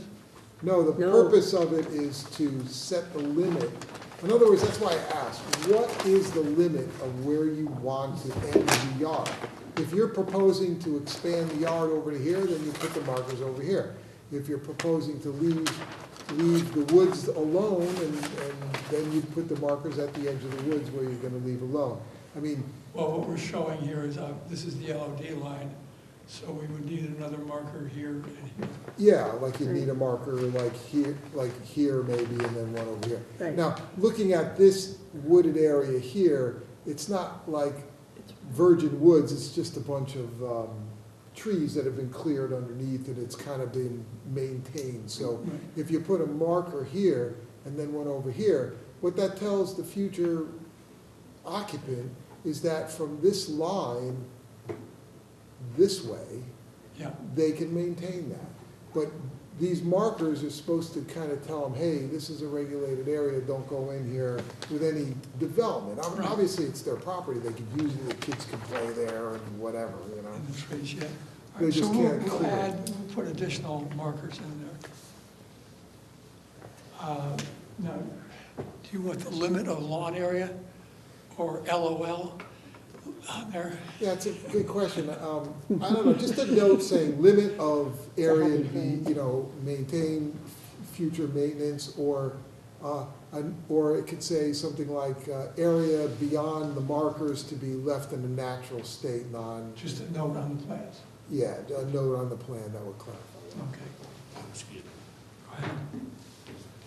I'd like to bring the contractor on the job. I'd like to leave the limit of disturbances not exceeding that with lawn or the silt fence. So we have a silt fence, and the rule of thumb in the construction site is you don't go past the silt fence. So whether it's a silt fence or limited disturbance, I consider it the same thing. And I hope you would too. Well, for I- instance, Mike, your silt fence is right here because you're not gonna Correct. disturb, but your lawn goes over to here. So you Right. wanna maintain your lawn, don't you? to the- Well, either that, or we could just follow along use that plan right there as a guideline, but let me in the field move it back to the tree line if I want. You know, You could do simple as that. And especially, please go up the hill a little bit. And all I'm saying is I'm just asking that on the plan itself, that he just explained that a little bit better, that's all. So as you see the tree line there, we would put markers along the tree line too as well. Okay. And all the way down to the first limit of disturbance, we cut to the left a little bit. We might not even need that corner. We could, it's hard to say what's in there now because it's a bunch of mess. You saw it too. Yeah, there's a couple. There's a part of the wire fence is actually in there, and rocks and some trees and a lot of heavy brush. All we need to do is do a little clearing, maybe about 15 feet from the house. Yeah, I mean, it's kinda gonna come thing. out when you build the house. Yeah, so it's hard to show exactly what we're gonna have now, and I'd like to, put a condition of approval that, we follow the tree line or the limit of disturbance with the, The limit of, with lawn. the limit of proposed yard. Because typically, people will move in here, and the first thing they'll do is they'll go out and they'll clear this right to the, Swing set. yeah, Well, they clear it right then back to the, almost where the property line then is. the rule of thumb is to put the markers every 50 feet, okay? And, it's gonna be in the open. I'm not gonna put them where you can't see them. I wanna put them where there's at the edge of the lawn, period. So inspect it, or Conrad comes out to inspect it, he'll be able to see them. Yeah, And we and could that's- locate them on an as-built And that's what I'm afterwards. saying, so the plan would explain that, because as I was saying, I'm thinking of one in particular where markers were put in, and the commission's goal, the whole goal by everybody, was that beyond the markers, it wasn't supposed to be manicured and maintained, and they are totally manicuring and maintaining beyond it, and the comment that came back from their attorney was, well, the plan doesn't say we can't maintain it, it just says put markers there. And I'm like, well, what do you think the purpose of the marker is, But it technically doesn't say that, It says regulated area on the markers. Yeah. Means you can't touch it. Anyway, this is the, Is it possible we can just add it to the field notes where our yeah, I'm disturbance? just saying, just add it to the plan, that's all. Do we have to bring the plan back into another meeting or just No. submit it to you? No, that would just be on the final plan. Okay, all right. That sounds good. Commissioner, have any other questions? The other thing that I just wanted to say, we couldn't move the house to the east because 50 feet below the reserve area, I'm sorry, not the reserve area, the existing septic system area, puts us right a couple of feet from that corner, and it goes downhill a little bit. So we're kind of stuck. We got to hold to the health regulations on that issue. And so you're using the existing septic fields? Yes. Not the And just- septic tank and pump chamber, but the fields themselves. Right, okay. And so that'll be a new pump line that goes up to the septic system, right? Right. Yes, it's This is the new line, septic tank, pump chamber, and then this is the line in here. Okay, And again, we have the LOD around it for construction, not necessarily for perpetual use, but no, I understood. it's Mm. in a lawn area, so it Mhm. doesn't make much difference.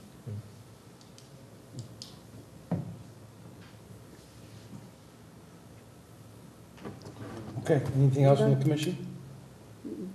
Oh, I have one thing. You have a question for us? You know, we just got this a couple of days ago, so there is a proposed bond that Scott came up with.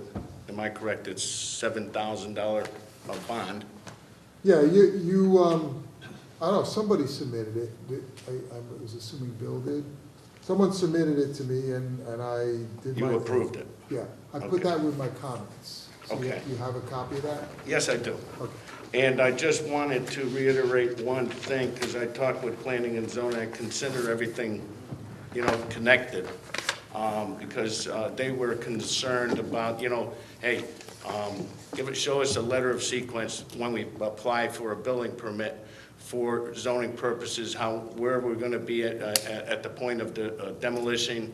Oh, it's about the two houses? Yeah, so I said, okay, we'll add that on the building permit plan and application, as well as, I told him, I said, just for security reasons too, that Wetlands doesn't release the bond until we're demolished, integrated, and grass growing. So he says, well, I have nothing to do with that, but I said, that's a little more secure. So, be willing to do that. Okay. I have one question. Bill, is there gonna be a baffle box there in the septic system? Yes, there is. That's We what- inspected it. Oh, it is a baffle, There's a baffle in pump systems, excuse me, in pumps, I install septic systems my whole life. I installed actually one of the largest in the state of Connecticut, which is Northbrook. And pumping systems do need a baffle box. And when we dug the test holes for the new reserve area that we're moving uphill, we uncovered the D box, and it is what is it, DB 60? DB 6. 60, and it does have a baffle. See, there- And Rich Jackson saw it too. The existing septic tank and pump chamber is here, which we will be abandoning, but there is a force main, so that's why it already has a baffle in it. The septic tank, existing septic tanks and pump chamber now will be pumped and crushed and filled in, seeded. The pipe, according to Rich Jackson, said is okay if we just disconnect it from the baffle box and leave it in the ground.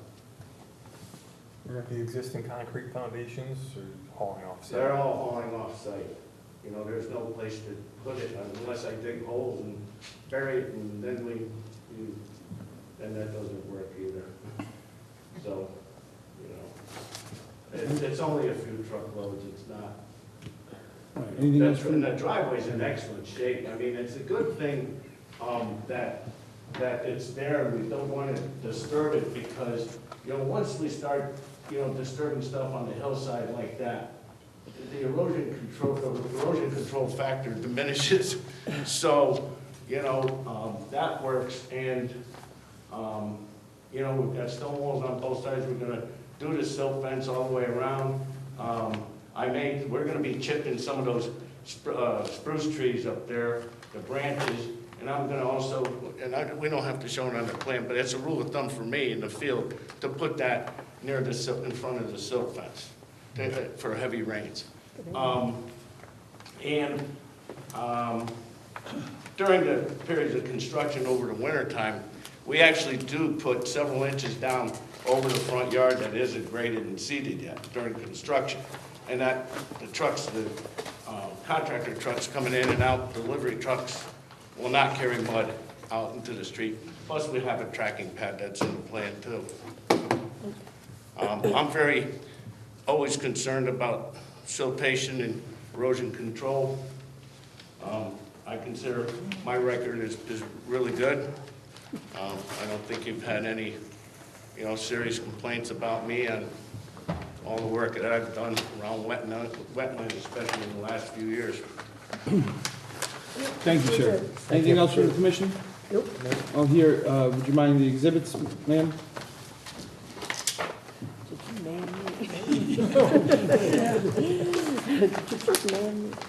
Okay. Exhibit Exhibit 1 is the abutter notification receipts. Exhibit 2 is the bond estimate form by Scott Schatzline. And exhibit number 3 were the initial engineering comments, and exhibit number 4 are the proposed light fixtures that are in compliance with night sky. Thank you very much. You're welcome. Okay, this was a public hearing, correct? Yes. So I will, is anybody here tonight that is willing, that would like to speak in favor of this application? Seeing none. Anybody here tonight that would like to speak in opposition to? Is anybody here that would like to speak, to make a comment of a general nature in regards to this application? Seeing none. Anything else from the applicant? Well, I'm just, would like to ask for approval of this. We will modify the plans to, as was discussed tonight, the LOD lines and the LOL lines and the notes on the plan.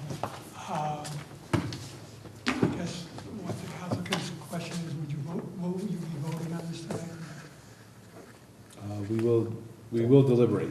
Yes. We will deliberate tonight, Thank you very much. assuming Assuming you have the time. Assuming Assuming this we next don't step go doesn't till- pass our time limit.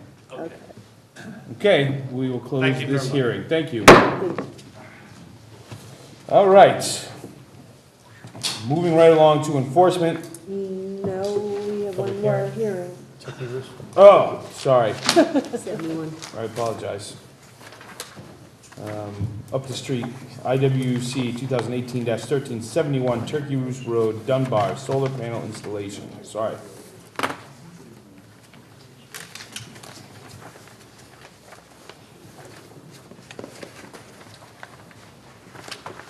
Got a little excited, sorry. Is this you too, Mr. Carbone? Yeah. You're gonna need a Yes. lozenge. Yeah, really. This is- This project is for the installation of a solar panel, solar array, and the expansion of a groundwater recharge system. This map shows the property, which contains about 14 acres, and again is on Turkey Roost Road. There's a driveway here leading to the house, another driveway here leading to the barn in the back. This information is on the plans, but we just made it red so it's easier to read. This entire area in here is wetlands. These figures are uplands, just because it's opposite of what you're usually looking for. What we're proposing is a solar array in this area. There is an existing driveway going out there and to this cottage. The solar array would be about 130 feet long and 10 feet wide.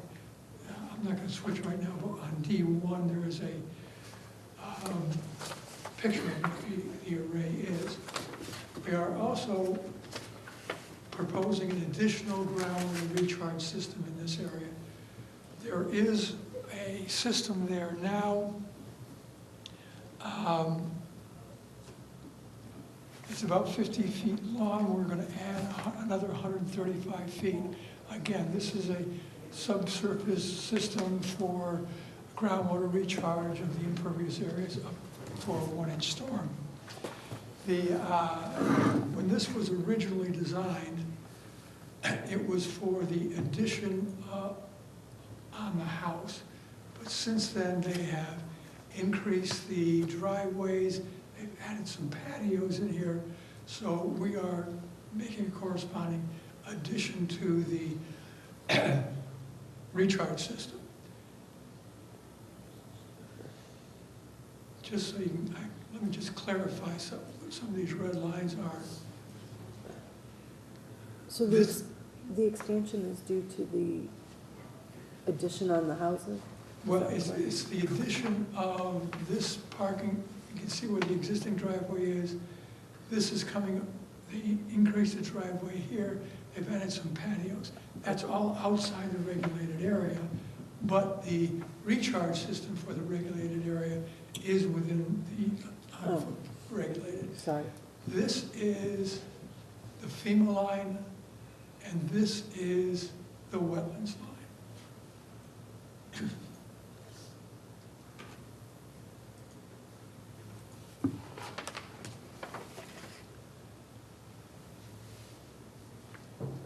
The solar array is a sloped impervious surface. At the bottom of that, if I can get to D1, we have proposed a trench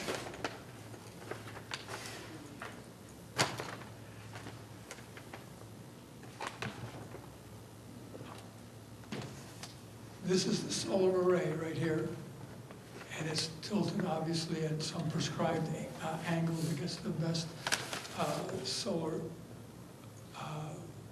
energy. And what we've done at the end of the array of panels is we're proposing a 2-foot by 3-foot trench filled with stone. The idea being that as the water runs off the panel, it will enter this, it will not cause erosion, and we will store the water. That trench will store about 2.88 inches of rainfall on the array, which is about a 1-year storm, where we normally do a 1-inch storm. That's the activity. Now, Scott has had a series of questions, which, again, we got on Monday, so we can't answer them in writing, but I'd like to go through them because they're somewhat interesting. One of the questions that Scott has asked is, what is the history of this site, and what was this about fill?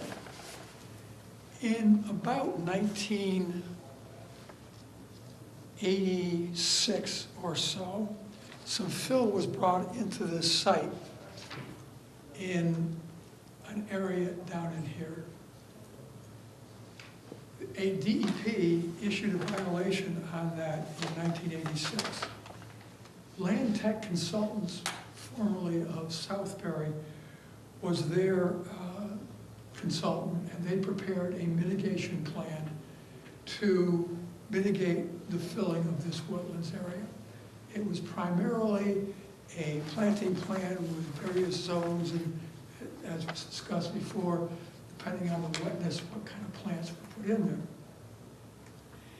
there. That plan was approved by DEP, at that time DEP, and as part of that plan, a pipe was installed here. There was a pipe there. We went out to survey it, and that was our involvement at this time with surveying. The plant was plugged and buried, and we couldn't even determine the size on it. So Land Tech, presumably through DEP, installed twin 72 by 44 inch asphalt corrugated metal pipe under here. Again, we were only at the surveyors at that time. That was approved by DEP in 1989. We staked it out in the fall of 1989. The project was ad-built, we sent it to DEP. Bill, could you, the thing that's puzzling me is this commission adopted their regulations in '88. Right. So I'm puzzled, why was DEP? Because it was done in '86. Because it started in '86 before the town had the. Right. That's half of it. Okay. And that fill was generally in this area. They had a violation, and all went under DEP. Although the approvals were after the town had their own, it was still a DEP. Still stayed with DEP, okay. Now, at that time, Bob Jontos from Land Tech had a philosophy, or his rule of thumb, that the size of a pond should be based on its tributary area. He says for 1 acre of pond surface area, you should have 14 acres of tributary area. This pond was experiencing water quality problems. So what he did was proposed this end of the pond be filled in. You can't change the tributary area, so you reduce the size of the pond to make it work. This was done, and again, we were, again, surveyors, and that's it. I do have correspondence from Bob Jontos through the Dunbars to the Wetlands Commission, Rich Jacobson. So apparently, and I don't have the approval, I don't have any of that, but this was apparently reviewed and approved by the Monroe Commission, because this did not start until after that time, ending about 1993. Yeah, I couldn't find that. I know, and all we have is memos and letters that we were copied that related this. So where does that pipe come from? Which pipe? This One right here? Yeah. That comes from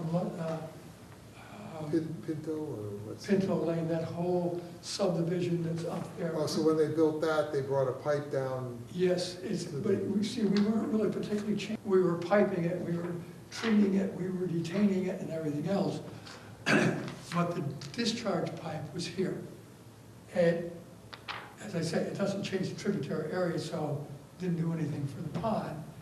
And the fill was done before. But anyhow, that pipe comes out here. There is another significant area coming through here. This is the old Wren's quarry, now Quarry Ridge, that's had various proposals made on it. But that's what this was for.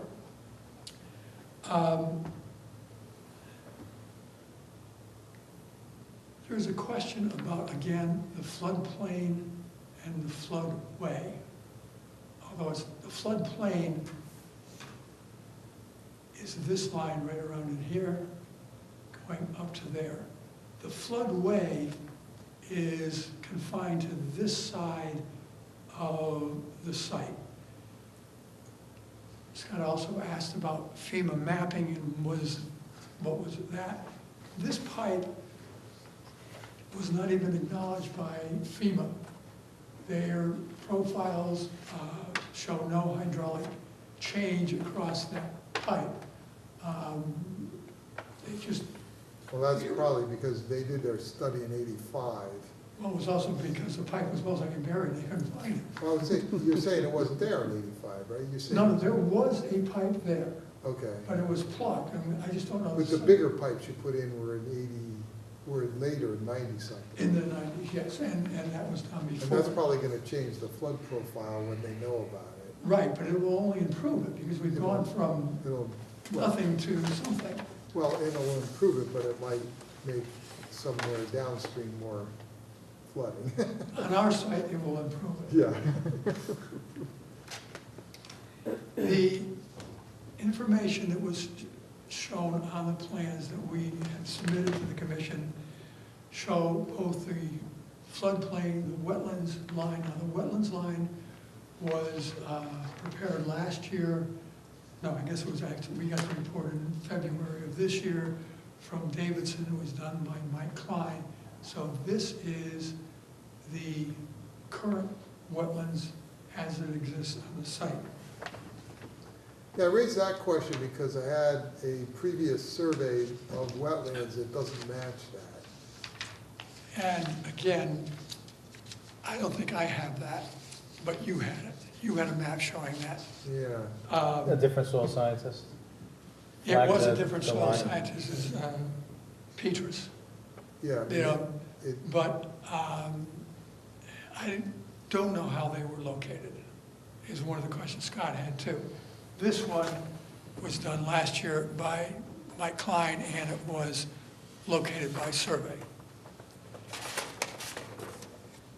So again, What's the difference? Like, where areas? significant. Oh, yeah? Yeah, the wetlands, I believe that Scott related to us after the fact, was very close to the pond itself. And what it did was, it moved this line, the 100-foot regulated area, was on the other side of the recharge. So in other words, this was not a regulated activity. This was not a regulated activity.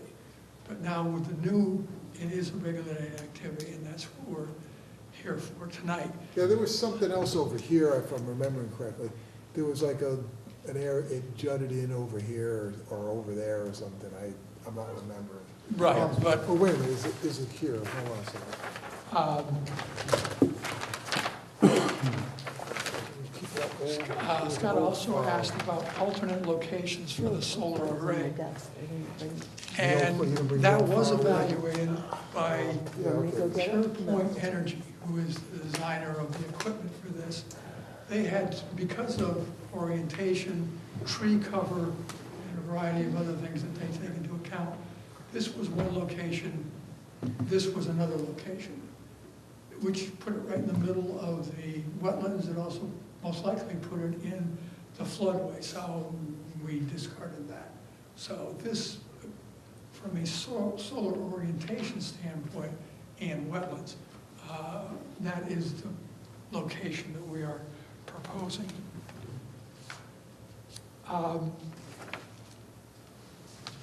There is a lot of information that Scott has requested, A2, A1, A2, T2 surveys, delineating the off-site drainage systems, again, coming down off the hill. What we've shown here is we have two very small projects, and evaluating the entire 14-acre site seems excessive.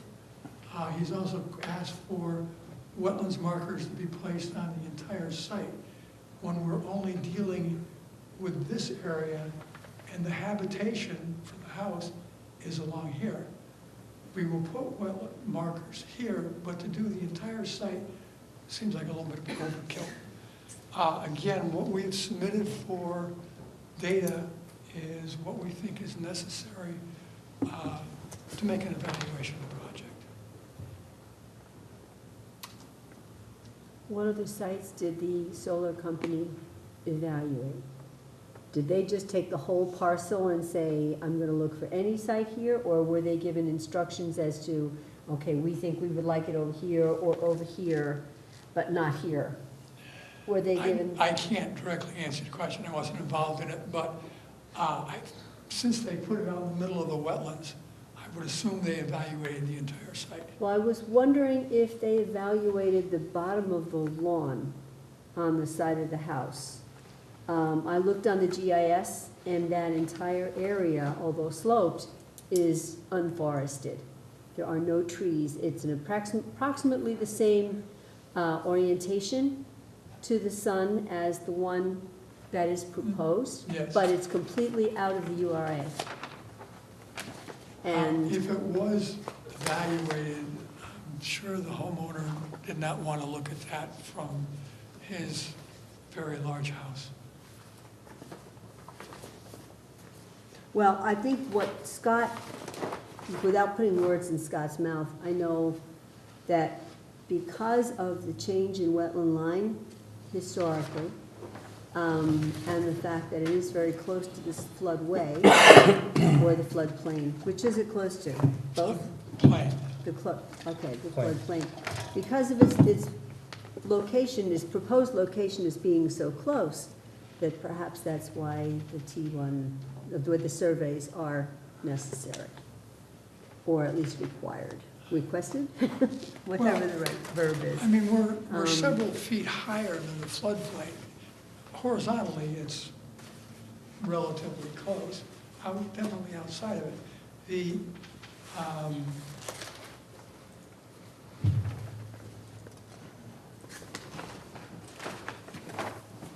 floodplains in here were 2 to 3 feet above that, and the flood plain is pretty much limited to the downhill side of the driveway, stone road, whatever. Is that still stone at this moment? Yeah, it's not paved, nor is it planned to be paved. Okay. No, it's not stone, it's what they would consider to be just a dirt road. Dirt road, okay. Yeah, right, no millings. There's no millings, there's no stone, it's dirt, and it's got some ruts in it that are very muddy. Are they of concern? Is that, Are they of concern for pollution? Because of the muddy and blah, blah, blah? it didn't look like it had much use at all. It's primarily access to the cottage back here. Yeah, and the cottage looked like. And the barns, right? No, the barn is accessed from the other direction. It has its own driveway. Oh, it's got its from Turkey own Roost drive. all the way down to here, so see, beyond it over to here. This is access for the barn stables, and this is for the cottage, although it could be accessed in either direction. The only reason this is hatched on the plan is just for clarity.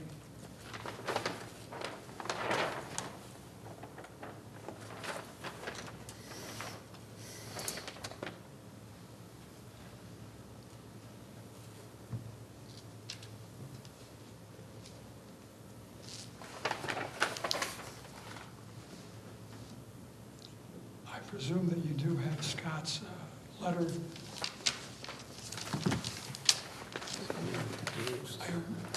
do not. You know, The comments, yeah, I did too. for a Oh, solar that's array nice. of Yes. 10 by 130 feet, some of this seems a little bit overkill, especially, I mean, the A2T2 is a map would have to show the entire project, I mean, the entire property.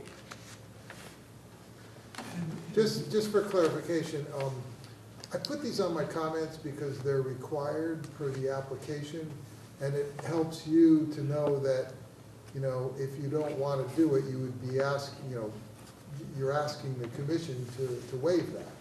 So that's why it's on my comments. It's required in their application. Right, and it's just that it's 14 acres and we have 1,300 square foot above ground facilities. It's just not that big a project. And yes, I would be asking for a waiver of those, the elevation of the stables and the cottage is just not part of this project.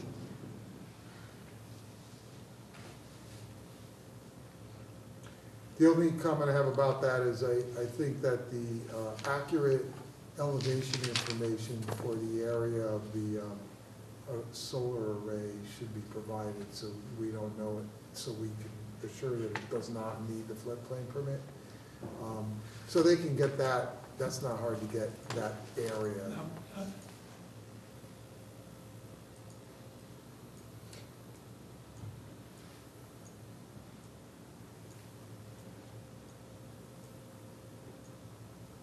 I would suggest modifying this detail to add those elevations in there.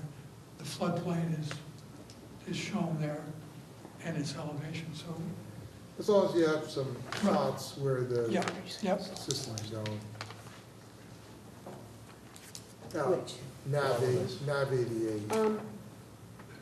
A lot of this is forest, yeah. The floodplain is 29. No, it's not, This it's is- Nav. Oh, they updated it, Yeah, right? Nav 88. This is one with the. But the reason I'm saying that is because you can't use the town topo because that's 29. Right, and this was updated to 80. Yeah, But the maps that I were looking, they didn't redo the maps in the FEMA study in Yeah. this area. as far as I know, they did all the maps. All they changed was the data or any specific area that the town requested. Oh, you're talking about delineation. Right. Yeah, But all I'm saying is that that datum needs to be used so that we're looking at Yeah. the same thing. right.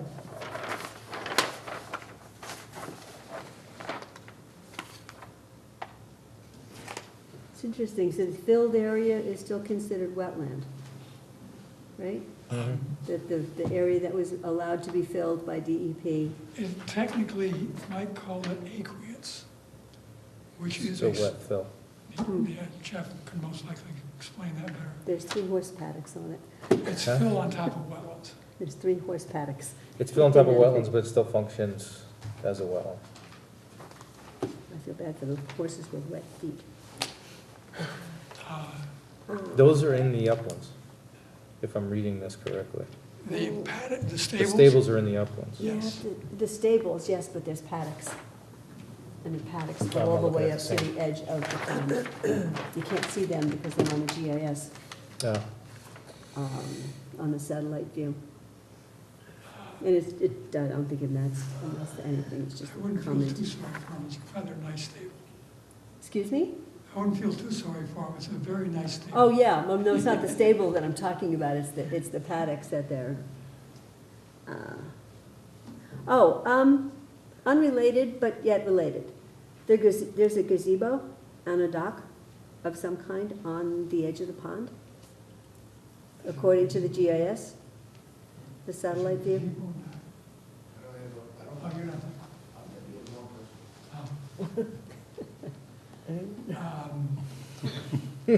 I was wondering if it was permitted. Yeah, In the back, yeah. Right about in the center, I think it's pretty close Right to the there, right center. about there. there is a gazebo. It looks like from the top, it looks very nice. Kind of octagonal shaped roof. And, but it's pretty sizable and it extends over the pond. So I was wondering if it were permanent. You know, I don't remember seeing the gazebo. I saw the dock and the, it was like a paddle. This would just look like a solid roof. It's there. Yeah, I I'm know. looking at it right now. Is it, You're on Google Earth. you sure Oh, that's not, you sure that's not the He's got it up dock? on the GIS. You sure that's not I'm the looking at it, dock? it's not an aerial picture. I Unless just it's don't something to remember do with the seeing inlet it. structure. My Unless it's kids, the inlet structure that's coming out of that pipe. my kids fished there a year ago. There was a gazebo on the dock. Was it? Okay, I just don't remember seeing it. I don't know the answer. Neither do I. Okay, just curious, once again. So we could look Guess into we that. may need to investigate that one.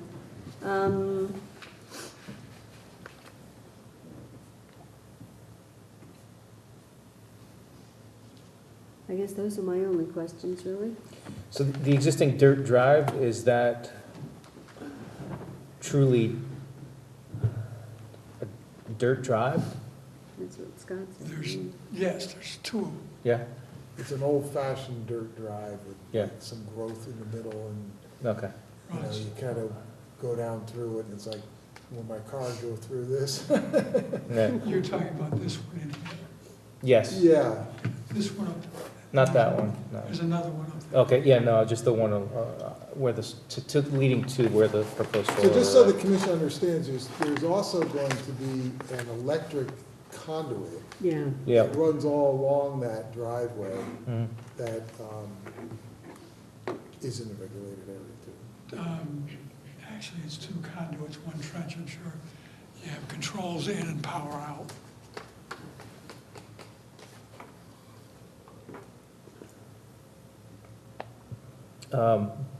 Bill, so with this solar array, up to the property line, the existing trees, is everything, like what's being removed for vegetation? I don't believe there's anything being removed in that area.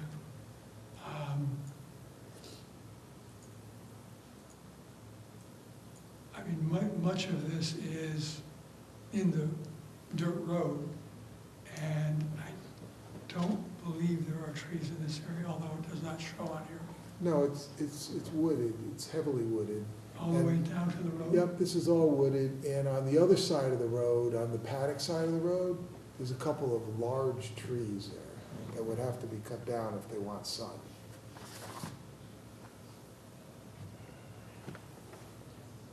it just I mean, begs the question as for a to thing like this, why we- it's there, yeah. So for a project like this, I mean, the impacts are not just the footprint of the solar array, but it's what are the secondary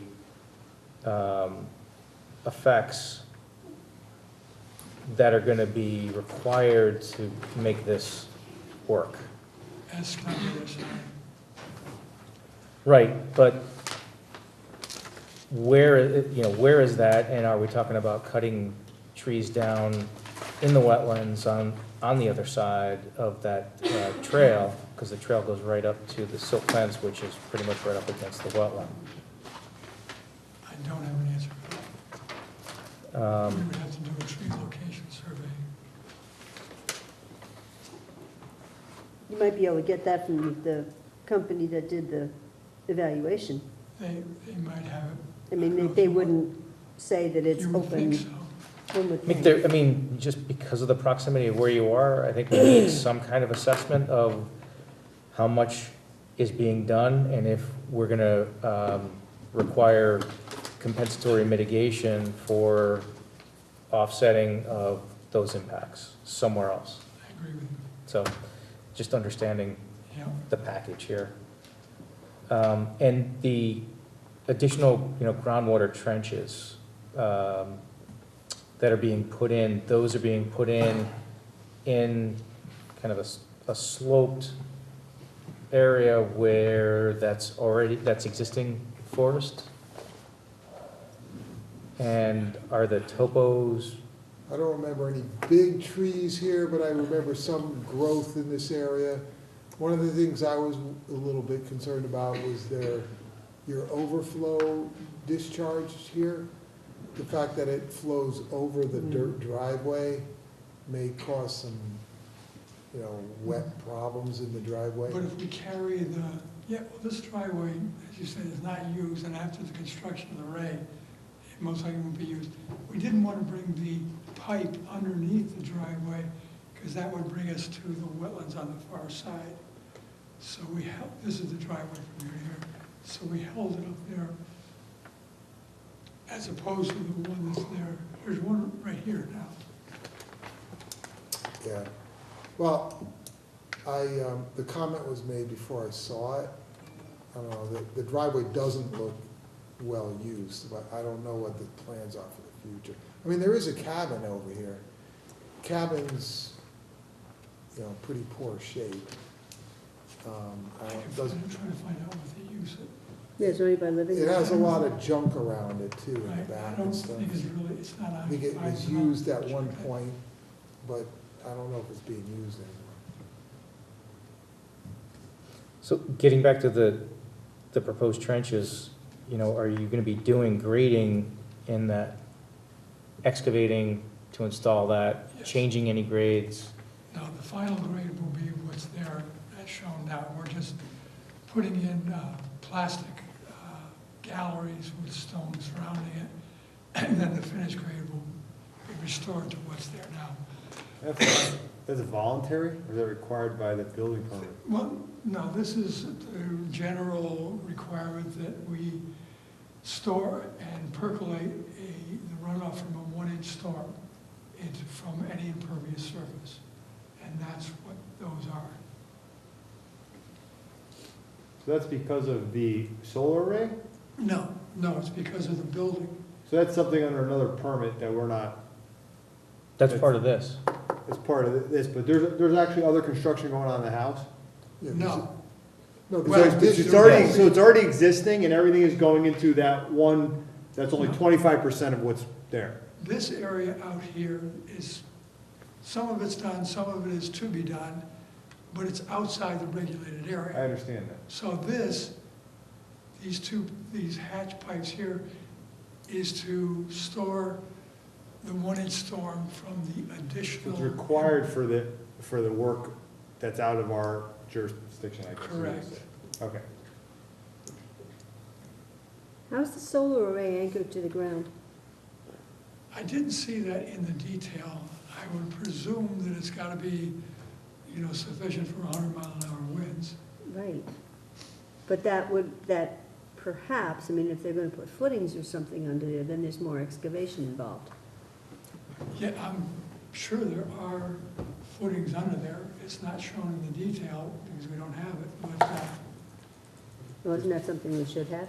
Well, there's excavation involved because they're digging a trench to put the stone in. Well, So it's that, not, Oh, that's, yeah. Yeah, but this that- is yes, more Yes, you're right, excavation. for the stone, for that, Mhm. yeah, so it's, Yep. work's gonna, you know, you don't build anything without excavating. yeah, I would presume that there is some type of foundation under the arrays. Yeah, it's gotta, especially with that imagine. slope it'll take off. Right, exactly.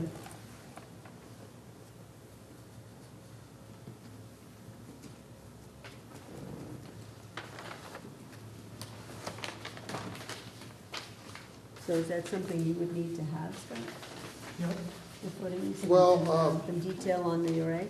Certainly the building department, and if you guys want to know what extent they're doing something for that purpose too, usually it's part of the construction, it usually would be on the plan. If it's a regulated activity, it would show what you're doing there, I guess.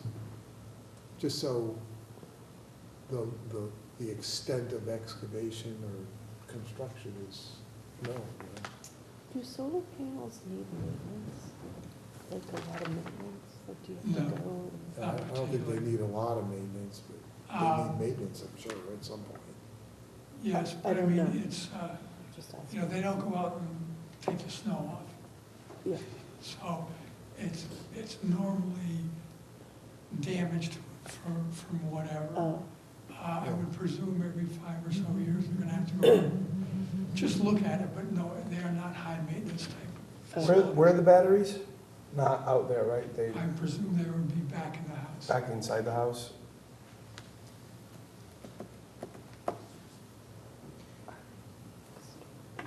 Bill, just getting back to the detail on those, Fixed, though. the It's like, stone bleeders, the stone bleeder, the trenches. Yes, I'd like to see you extend the silt fence that kind of just dies at the dirt road. It should run all the way along that dirt road and then wrap back up.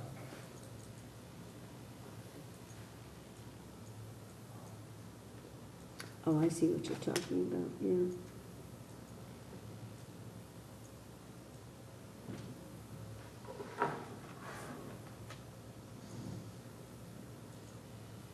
Right, wrap back up on the other side. Right? you're on S1. Yeah. Just down gradient of the house there. Not there, yeah, down further. So that silt fence kind of just ends at that dirt road, Oh, right there. this end, Yeah, it should just run parallel along on the uphill side of the road. yeah, because you also have the electrical trench there. Yeah, we may move the electrical trench to make sure it's,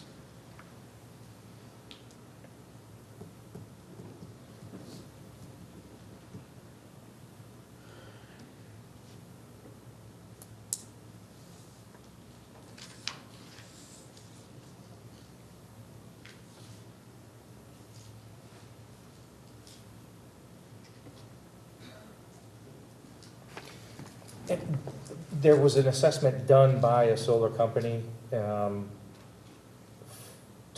determine the best location for the system? Is that's my understanding of it, yes. is that something that could be submitted for the record so that we have some kind of justification for why it needs to be where it is? In other words, there isn't a feasible and prudent alternative to locate that solar array further southwest, kind of up on the hill, instead of where it is. Whether it's I presume aesthetics there's a or other. report. I have not seen it. That Right, was- I'm just, so we need something to kind of justify why it is where it is, and if we're gonna issue a permit for it, that there isn't else. There's also a lot of septic system around that house. A lot of septic system. Mm-hmm. Down in here? Down there, and then also alongside the main driveway and expansion areas. There are like 2 septic systems here.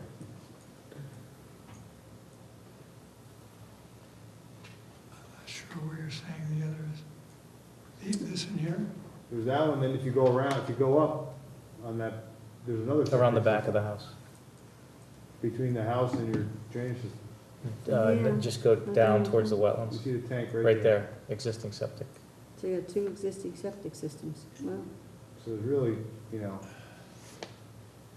limiting. Yeah, I asked the health, the sanitarium, because I was concerned that this pipe goes very Yeah. close to the septic, Mm.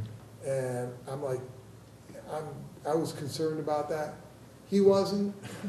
I don't really agree, but, because this is, the bedding of this could easily take in sewage and then bring it over Right. to here. Well, Yeah. you could be 5 feet with a The sealed code- pipe. He said the code says that if it's a solid pipe and it's 10 feet away, and I argued that my argument about it was that, yeah, the pipe may be solid, but the bedding isn't. Right. Well, and in the code, it says it cannot be free draining material. Yeah. That And pipe's his already comeback too installed. is that, that's existing and it's been there a long time, so it's probably. They don't have any problems. Yeah, well, this house was originally about this size. It was served by that septic area. With the expansion to this size house, a separate or an additional septic system was required, and we didn't want to put it in that area. This was in the upland area and a better thing, but the septic system was for the expansion of the house, and there's been several of them. You can see that there was the original septic system here. This was another septic system, and we are, it's a future expansion in here. So this thing has kind of grown the house, Mm, okay. kind of like the Winchester house. Mm. Okay, approximately 4-foot fitting joint inlet. So it is my suggestion that, obviously, we have to do the plans because, revise the plans, but I would like to go with what we've discussed here today and not do an A2, T2 for the entire thing. The benchmark is shown on sheet S1. The elevations of the stables and the cottage don't seem to be part of this plan, so I would like to limit what Scott has asked for, if that's satisfactory to the commission.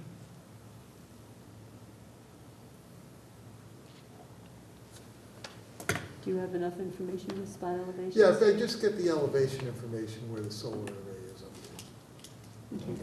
I had some other questions, looking at the very faded, I had too much coffee for dinner. looking at the muted writing that's directly, let me What see. sheet are you on? I am on S1, and I'm looking at the stone trench, the groundwater recharge system. And there's a series, within the gray contour lines, there's a series of small boxes, and are they Test pits. test pits? Mm. Are they old test pits? No, they're new test pits. We did test pits here, here, and here in order to, No, this is further down toward the other end, yeah, down in that area. well, we were exploring. So, yeah, we did a test pit here Oh, and here, just okay. See what to you go, saw. but that, it's not part of the septic system, it's part of the recharge. All right, so what happens with the existing outlets for the two drains that are there now? All right, that is a pipe that has been there for a long time. Mhm. We have picked up the end of that pipe, and which is discharged onto the ground, and put it into this gallery recharge system here. So shouldn't that, since that's going to be, that's new, shouldn't that be shown on the plan as not being grayed out? No, this pipe and this gallery system, this 50 feet, is existing. And as I said, that was for the impervious Wait a area minute. before. Say that again, because you lost me someplace. I'm looking at the upper small rectangle, the one that says construct 135 linear feet of additional groundwater. Okay, thank you. There you go. Up here. This one here, is that the one you're talking about that's existing?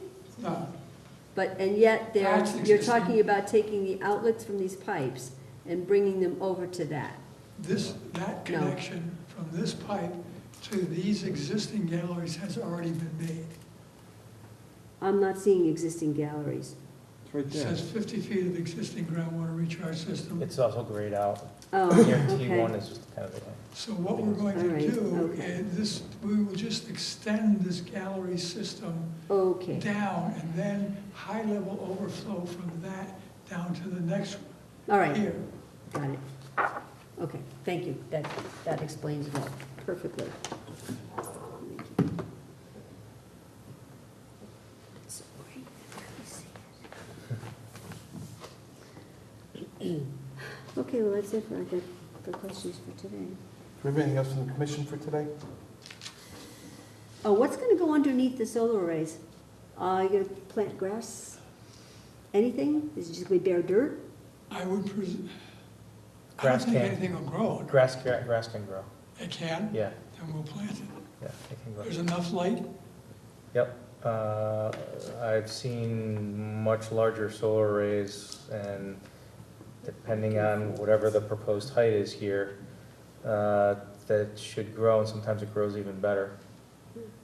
Yeah, I it doesn't get assume you have burned to down. selectively select the right grass, too. Oh, yeah, no, Yeah. absolutely. But I think it's important to, you know, when I was talking about alternatives, if we're saying that there appears to be a feasible and prudent alternative to shift the system over, there needs to be, if you know, the applicant has to have the justification for why it is where it is, and why there isn't an alternative that creates less of an impact. Let me see what the, It may help to have, you know, Yeah, this- some information from the solar company, something pure written, point energy, something, I'll see someone what they here. have produced. Yeah. And you can't go any closer to the line because of zoning setbacks, is that? Well, it's not gonna get us out of the, No, that's true, you're still in the URA, okay. All right, yes, you can see there's a straight line through here being the setback line, mm-hmm, right, very back of this. okay. Okay, All right, we will coordinate this with Scott. appreciate that, sir. So, yeah, thank you very much.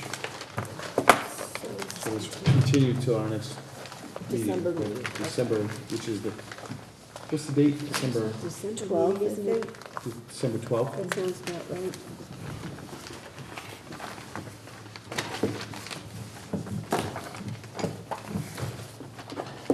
Okay. So now, oh, wait, Can we take committee? Wait, talks I'm on- sorry. Public hearing. it's a public hearing. Can you read, Oh,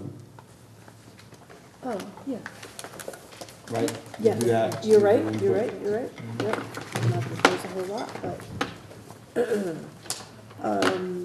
Okay, exhibit number 1 was the abutter notification and receipts. Comments by Rich Jackson dated November 7th, and exhibit 3 are the town engineer comments by Scott Schatzline dated November 5th. This is a public hearing, so I will open up the public comment on anything you heard today, although any, okay, I was about to say. Anybody present would like to speak in favor of this application? Anybody here would like to speak in opposition? Any comments of a general nature? Okay, so this hearing is continued to our next scheduled meeting, which is, we believe, December the 12th. Yes. Okay. Can I have 5? Secretary Spence is requesting a 5-minute 5-minute recess.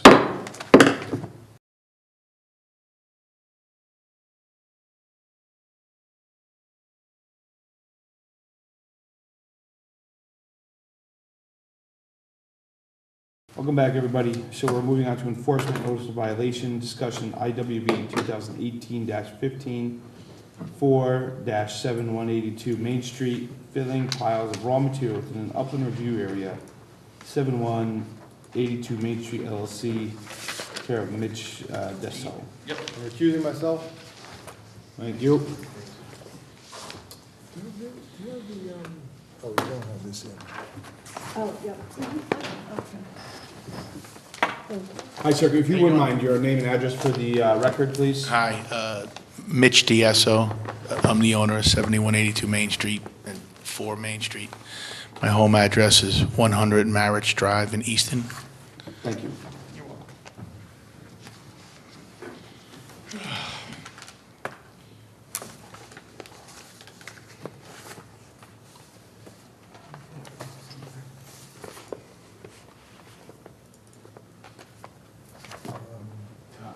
Did you say Marriage Drive, Yes, as in like married? Marriage, Marriage, Marriage Drive, All yeah. right. Yeah. Okay, so you guys probably remember, we had a quick conversation about this.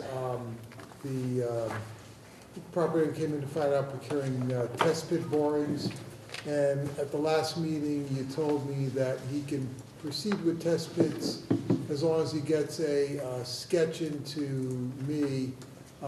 We had a conversation, he brought a plan in. There was a few things that I wanted to see on the plan. and Which I have a new one. Okay, so he has it now, I haven't seen it yet. So- Yeah, I just got it from Bjorklund. So we're in the process of doing that.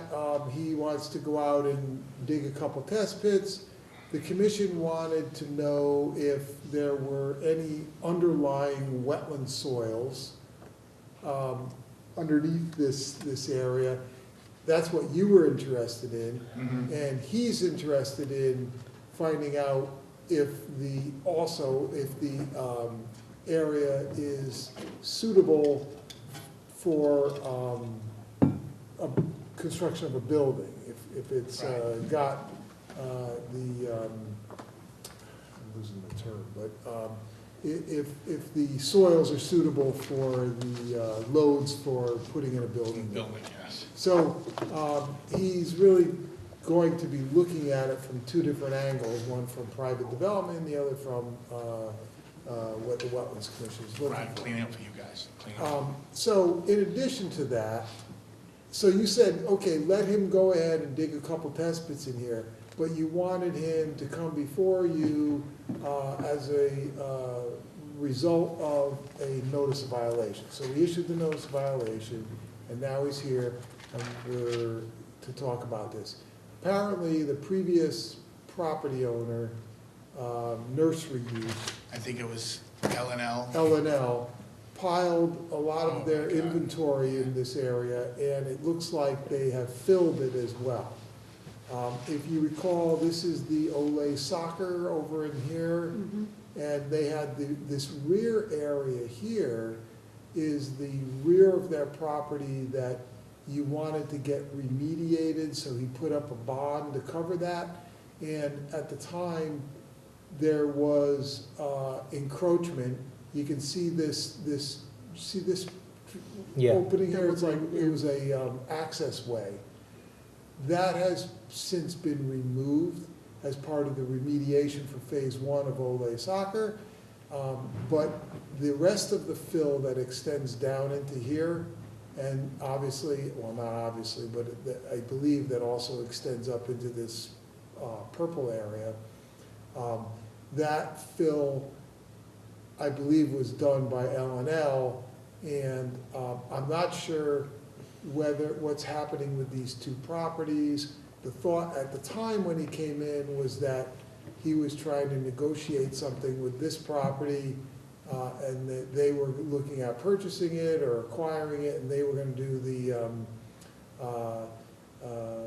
remediation, since it looked like they were the ones that did the disturbance in the first place. So that's what brings you here, and having said all that, why don't you So tell them what you know? And Okay, so I went to, I think in 2017, Bjorklund and Mr. Kenny, who was here, they did a new map. And what I did was I marked it up in the spots where we're gonna dig holes. And then you had asked me if I can go to Mr. Bjorklund and ask him if I can dig up from 1988 so we can have an overlay. Oh, that's right, yeah, like I was So, asking, just to see if there was, so I found them both. okay, good, So I found it, and the kind of good news, it isn't that bad. So this is mine. This is, I don't know how to bring it up to you guys, I don't know what to do. yeah. You can just stand there. Okay. Okay, so this If is I kind got of where the that, test holes are. Yeah. All right, where am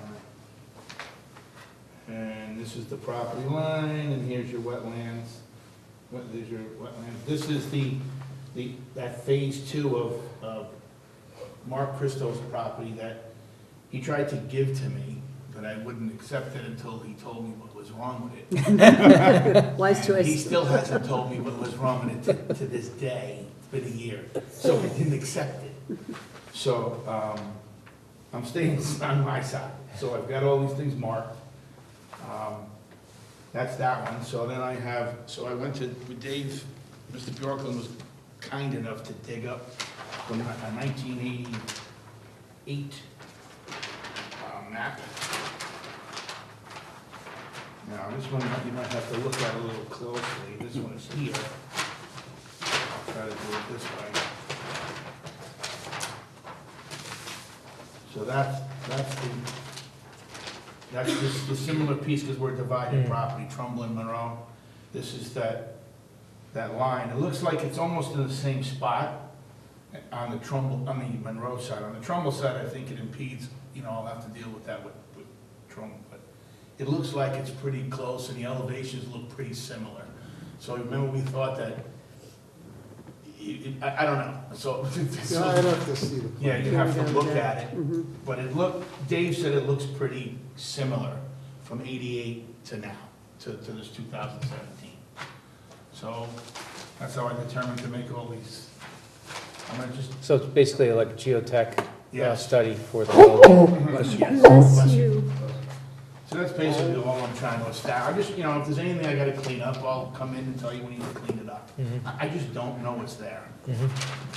There's so much stuff back there. How did your test pits come out? I didn't do them yet. Oh, you didn't I'm do it? asking for permission to do them Oh, today. I see. Yeah, So so, that's basically, and then any little fringe violations I can clean up, right, that's on the wetland fringe stuff. so what I'm hearing is that you're not going to be doing anything beyond your property line, that the whole deal or arrangement with Olay is kind of off. Off the Versus, table. now that I saw So- this, if so you what- look at this part is pretty bad. So we're gonna have to pursue Well, that violation Yes. with Olay as a separate thing. Right.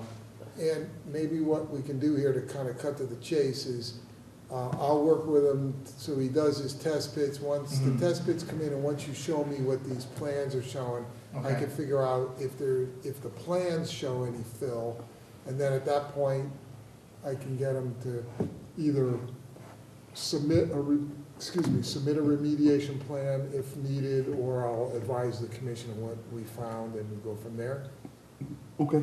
yeah, But regardless of whether it's fill or not, No, we don't. then it's gonna be a matter of, if it's not fill on top of wetlands, then it's going to be an application, development site work, and you guys are gonna see it that way. If it was fill on top of wetlands, then it'll be probably a combination of a site development plan and remediation plan. So, as a result of this meeting, we'll continue on with the test pits and see what we find, and then I'll have to advise you what the next step is. Okay. so there would be potentially, you'd be looking at a third building? Is that what you're Well, looking for?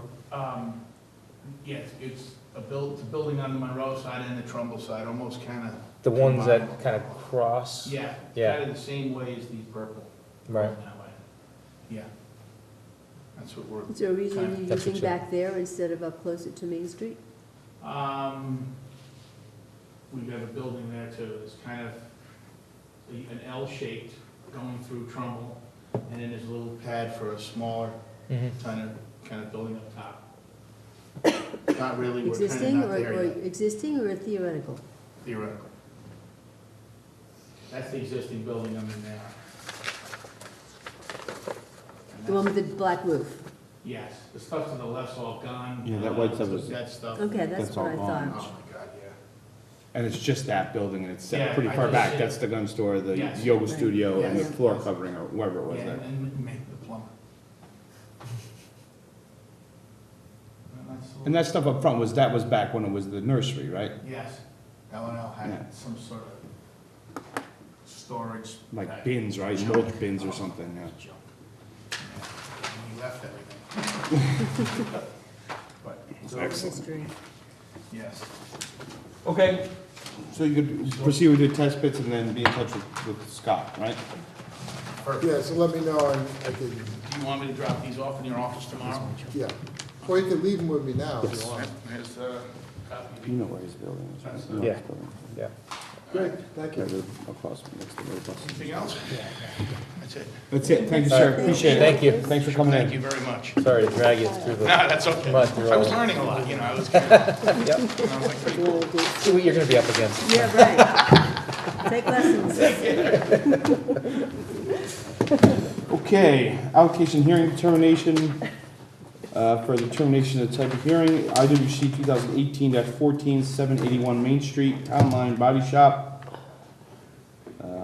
So this one, I need to ask Donna, because I didn't get a chance to. How'd you make out So with it? I did not hear from them. I did.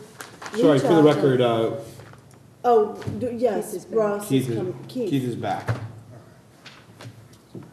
Sorry. It's okay, I'm sorry to interrupt you.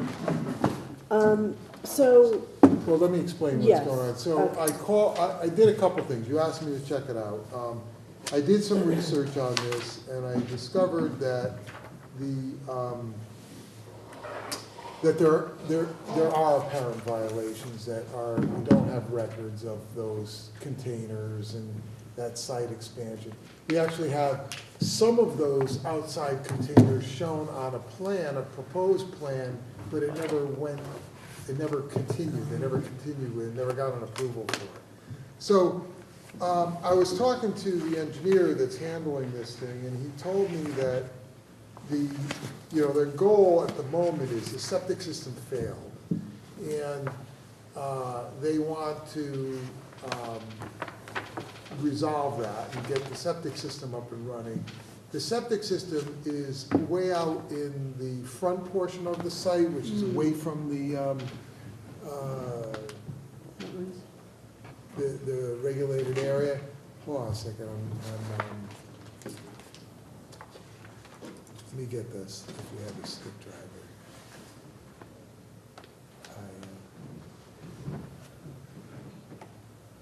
What did it say? Inland wetlands, what am I wrong thing? Oh, there we go. All right, so this is 781, right? 731. There you go. No, it is 781. 781. We don't have anything on the stick drive for this. It was a brand new application. They didn't even get anything yet. October Because it's under 23rd. the Right, acceptance. right. All right, so what I suggested was, look, if you want to fix your septic system, it's only in the upland review area. It's in a previously disturbed and developed area that's in the southwest corner of the property. I can do that, I can process that as an agent approval, because it's in a, developed area.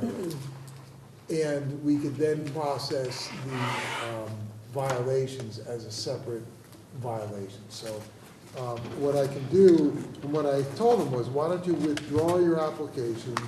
I'll talk to the commission, we'll give you a notice of violation, which gets you before the commission to talk about the violation. And it looks like we're gonna be looking at you coming in to do a remediation, and the engineer's response back to me was, well, they're gonna have to do more than that. They're gonna have to take away half or more of this outside storage, and they're probably gonna want to develop, I said, develop the property. I said, well, usually, if you have that much storage, you put up another building to put the stuff in, and okay, he's gonna talk to his client, get back to me. So we haven't heard back, but the problem we have tonight is because we haven't heard back, this is the second meeting we've had where you need to decide whether it's a public hearing or not. I guess you could decide that it's going to be one or the other, just tell me, and then I'll pursue the withdrawal with him. If he doesn't withdraw it, then he's gonna be before you, and you're gonna end up denying it because it's got violations and it needs to be remediated. Unless you guys. I think from the standpoint of impacts, their violations, the storage is in the wetlands, over the line, Right next to it, if not in it. right? So it should go to a public hearing.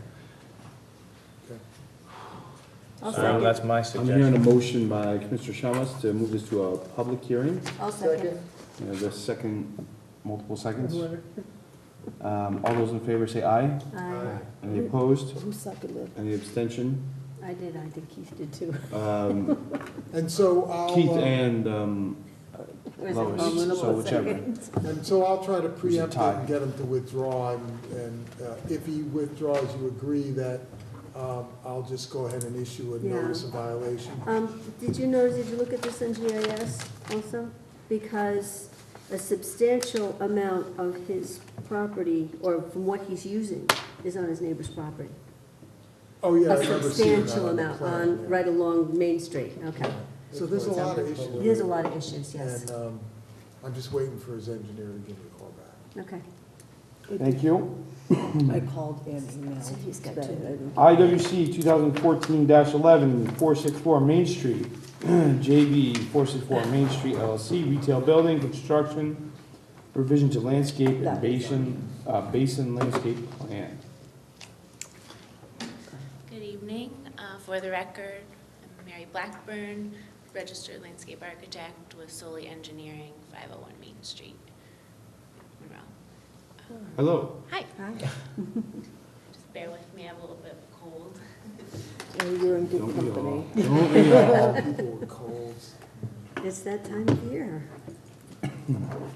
The first ones are always the funnest. Oh, that's true.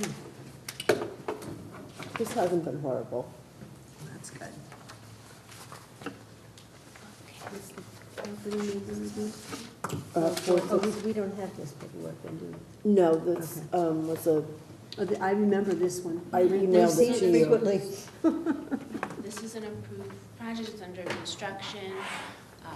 If you drove by it, you'll see that the building's there.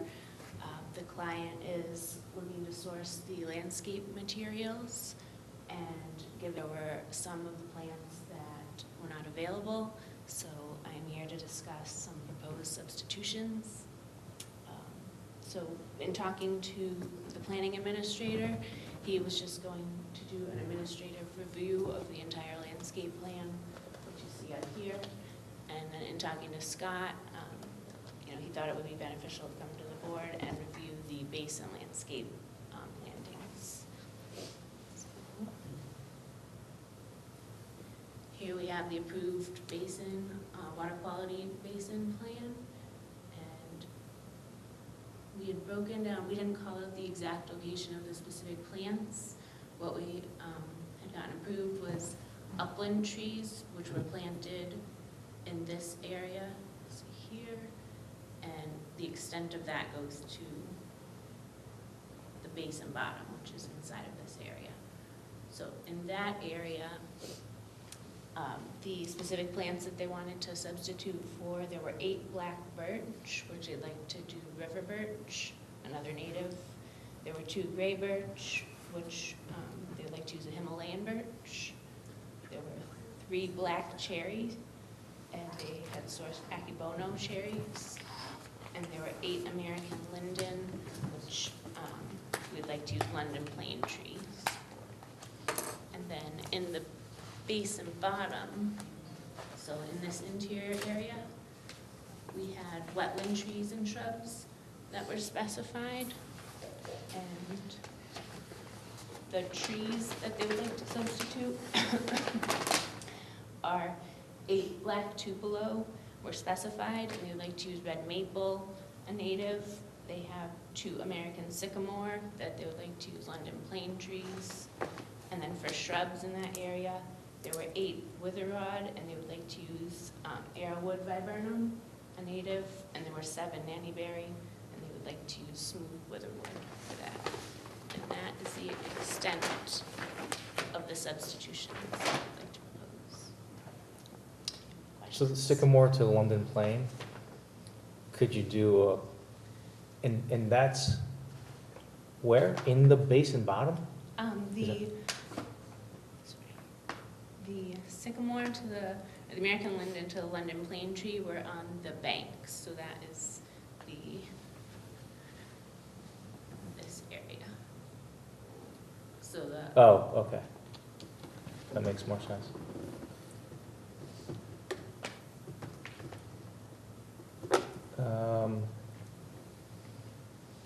I'm just curious if cottonwood would be a suitable substitute for the sycamore instead. I think just with the, I know they were working with a few sources and they were trying to see, obviously, at this time of year, what's available. I know they want to get them in the ground so that the site isn't, not planted.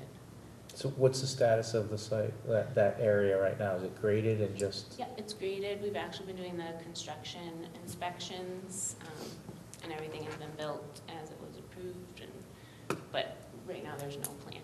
So.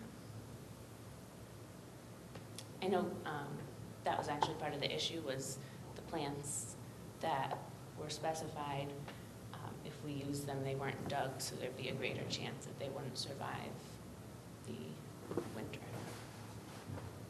But the supplier is also offering, or typically 1-year warranty, so anything that is planted at this time of year, because it's a little bit risky, would be replaced. Would you be better off waiting, seeding it and stabilizing it and waiting till spring? I think they wanted to just get a jump on it and have something before spring. With rains and mud, you never really know It was a muddy site. how you're going to get in there in the spring. Ross, what's your take on London Plain? I like the idea. Hmm. Cottonwood's kind of messy. Did it say that what? Cottonwood, Messy? The leaves and the seeds. a lot of crappy branches fall all the time, you know? Hmm. Yeah, I'll defer to you guys. You guys know what you're doing. And as part of the original approval, there was also the monitoring, the 3 growing seasons of monitoring, so anything that wasn't So we're just done talking about the change in would be, plans. again, So can That's you fine. clarify something for me, because I need to document what we're doing here. You listed off a whole bunch of substitutions that don't, it seemed like it's a lot more than you have shown on this proposed plant schedule. Did you just read it off of here, is that? so the substitutions I read are just in the area of the water quality basin. There are more substitutions that would be All done right, so help me on out other here. parts. Water quality basin is where on the, So on sheet 2.62. no, I know that's where it's something. All right, I'm sick, all right? Leave me alone. I'm talking about the table. So the table on 2.62, So the proposed that we'd like to replace or have a strike through in red is the proposed substitute. all right, so you were just talking about cottonwood, right? No. No, I was. Oh, okay. So I guess what I'm asking is that everyone's got 262, right? So everything that she's proposing in lieu of what's been crossed off, are you guys okay with that? Whatever she read off, because we You're- don't have anything in front of us. Oh, you don't have it in front No. of you? Okay, I thought you had it in front, I'm sorry. No, that's not Can his you fault. blow that up at all so that they can see the, Yeah. What's it? Yeah, no. She doesn't care for us anymore. They're blaming me. Oh, It's lack Yeah, of these are all We those didn't get plants are copies for approved, everybody. the just substitutions are all emailed it. approved plants for this application as well? no, what she's saying Oh, is they just- want to substitute No, that. I get that, but the substitutions are all plants that would be on a list of plants that are good for this for this particular scenario. Well, that's what They're I'm, all appropriate. They're all appropriate, For, so, yeah, so conditions. that's what she's asking you guys, and what I want to do to document this is to know that I'm looking at the right thing here. yeah. That's all. So this is the table The, that, yep, the upland trees are the ones on the banks of the basin, and then the wetland trees and shrubs are on the floor of the basin. And then the ones that have the strike through were approved, and the mold is the proposed. yeah, so that'll definitely help them more than just the.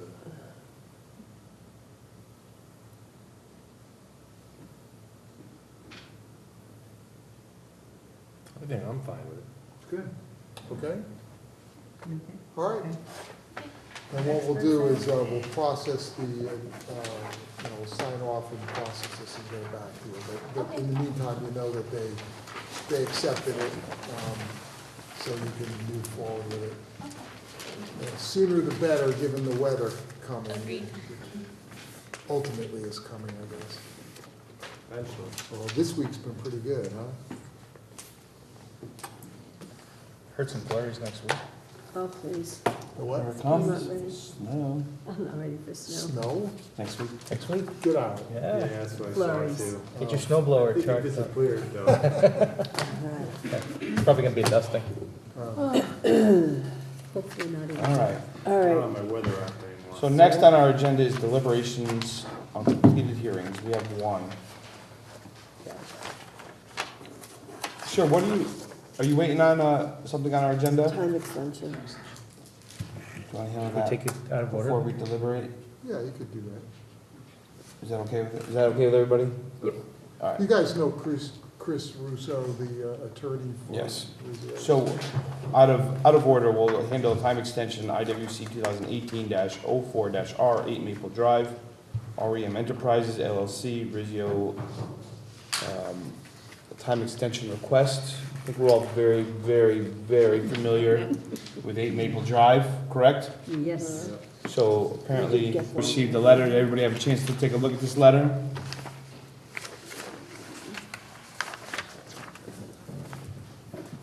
Okay, so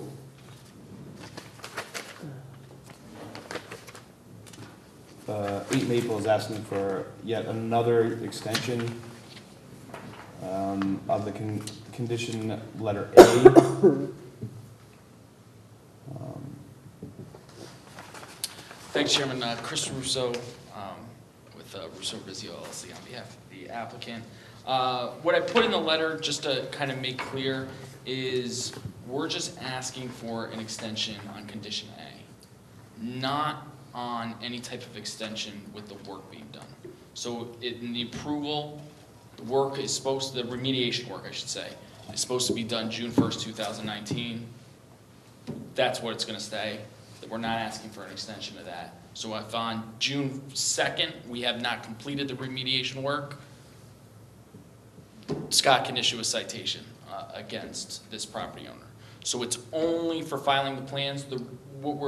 Right now, we're having discussions with Willow Gresta regarding, if you remember, a condition of approval was with regards to 2 parking spaces being landscaped instead of being parking spaces, because there was a thought that they weren't compliant with zoning dimensional requirements.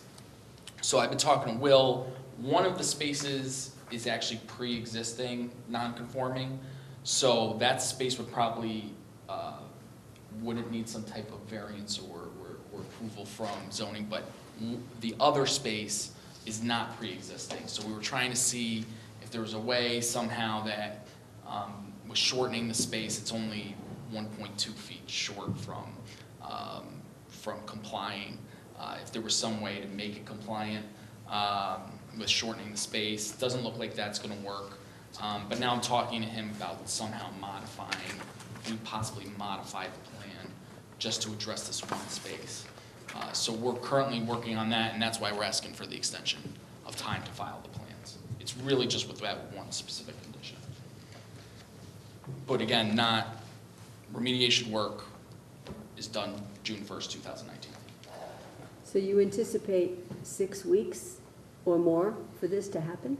It sounds like it shouldn't take that long. If it required a modification of the plan, then it probably would take, because we would have to obviously show that to you if we modified the plan slightly for that one space. That doesn't sound like something we would need to see again. I don't know about how Scott feels, but that sounds to me like that would be something that he could administrate. Well, that's fine. Yeah, I mean, it would That's the depend, case. it really depends upon what it is. I mean, I have to look at Yeah, it. if we're just talking about Yeah, a foot and a half of space. I mean, basically, there was an island there, There's a two-space island that and the the island condition. wouldn't be there. Right, but the issue is for that one space, we can't become compliant with zoning. Yeah, So I would either have to go ask for a variance on the length of our parking space, Which my or understanding- move one of the teardrop island, there's a teardrop kind of island that's to the right yeah. of that space. Well, that We has like could a- shift it over. So that would be, we'd move it over, I think, 3 spaces from where it currently is. I talked to Mark Ockman, he said that was possibly an option. There's a rain garden area in Yeah, that sure. island, so that would all have to shift over. Yeah, And I don't know if that's gonna be worth it. Mark is looking at it and seeing, what that would really entail. and I have to say, Lois, that usually when an applicant changes the layout, it is something that comes back. It didn't sound like to me initially that we were talking about changing layout. It just sounded like we were just shortening the parking space. Yeah, that was Which to me is the a initial line. hope. The initial hope was, okay, let's just shorten the space to 16 and a half, like a compact space. Yeah, So, so if they don't, yeah, and I agree, if they shorten the space through the zoning process, then in lieu of having a landscaped island, you're gonna have a paved parking space there. And if you're okay with that, yeah, I could handle that. If the Planning and Zoning Commission doesn't have a method of resolving that easily, then he would have to slide the island down, that changes layout, and then that would come to come back. you.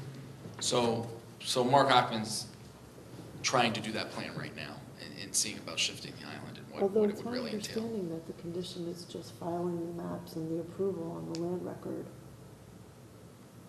Yeah, That's the when they condition can't- that when they he's- keep extending, so And why? he's saying that they can't do that until they get an approval from P and Z to know what they're gonna do to file the map. They can't Well, they can't finish the Of course they map. can file a map, other people file They maps. can't and file the map until they know what they're gonna do. Yeah, if we're gonna change the layout, They're gonna change the layout. ask for a modification of what was. Do we have a meeting on the 28th? I thought we only had one meeting in No, December. you have only one meeting in December on the 12th. You can come on the 28th. No, I'm not coming. I gotta say, I'm not inclined to be in favor of any more extensions. I'm not sure why this hasn't been handled in the years that we've been dealing with this project. Well, this particular condition, we just got when we received the approval. And so it's something then we've been looking at and analyzing what that would do. It creates, that condition makes it so there's an island and then 3 spaces and an island. There's already a parking area there. So it makes it a little awkward, so we're just trying to find a solution to see. I if we can remember make it less discussing awkward. those islands. And it seemed like the commission only put that condition on, if I remember correctly, just because of the zoning dimensional. It wasn't something really related to inland wetlands as much as it seemed like it was non-compliant with regards to zoning. And so that's why it's kind of taken us, we've had to go to another department and kind of confer with them on it. It's not gonna change the completion date, right? That's right. That's what I'm trying to say, is that it's just a filing of the plans date that's being changed. Remediation work, June 1st. If we had to come to you for an extension for that, you could deny that then. And June 2nd citation. What does everybody else think? So you want to extend it until December 28th? For the filing of the plans, For the yes. filing of the plans.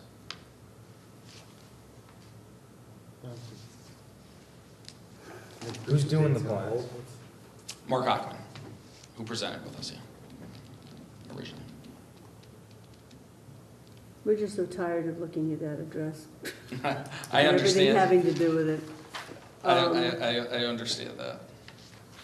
And you won't come back again? That's why I'm saying, this isn't, Well, that's, I mean, 30 days this ago. isn't a request to push the work deadline date back a few months. And I talked with Mark and I said, if this plan is delayed till end of December, are we endangering the work not being done by June 1st? And he said he doesn't think so at all. He thinks there's ample time to get the work done. So what was last month's And it'd probably be done in request? spring anyway. Why did we have last month's There's request? been numerous requests, I don't remember which one was when. This is For the second- extension? This is the second one This is the for- second request for the extension, yeah. For condition A. For the same thing? To extend condition A, correct? Yeah. Yeah, the other delays were getting them here And- before you. It was a long process to get them here Hmm. and get the remediation approved. And just for clarification, your letter says December 28th. Are you, the next meeting would be in January if we don't meet in December, which is, I think, January 9th? We do meet in December. Well, it's submitting plans, not that.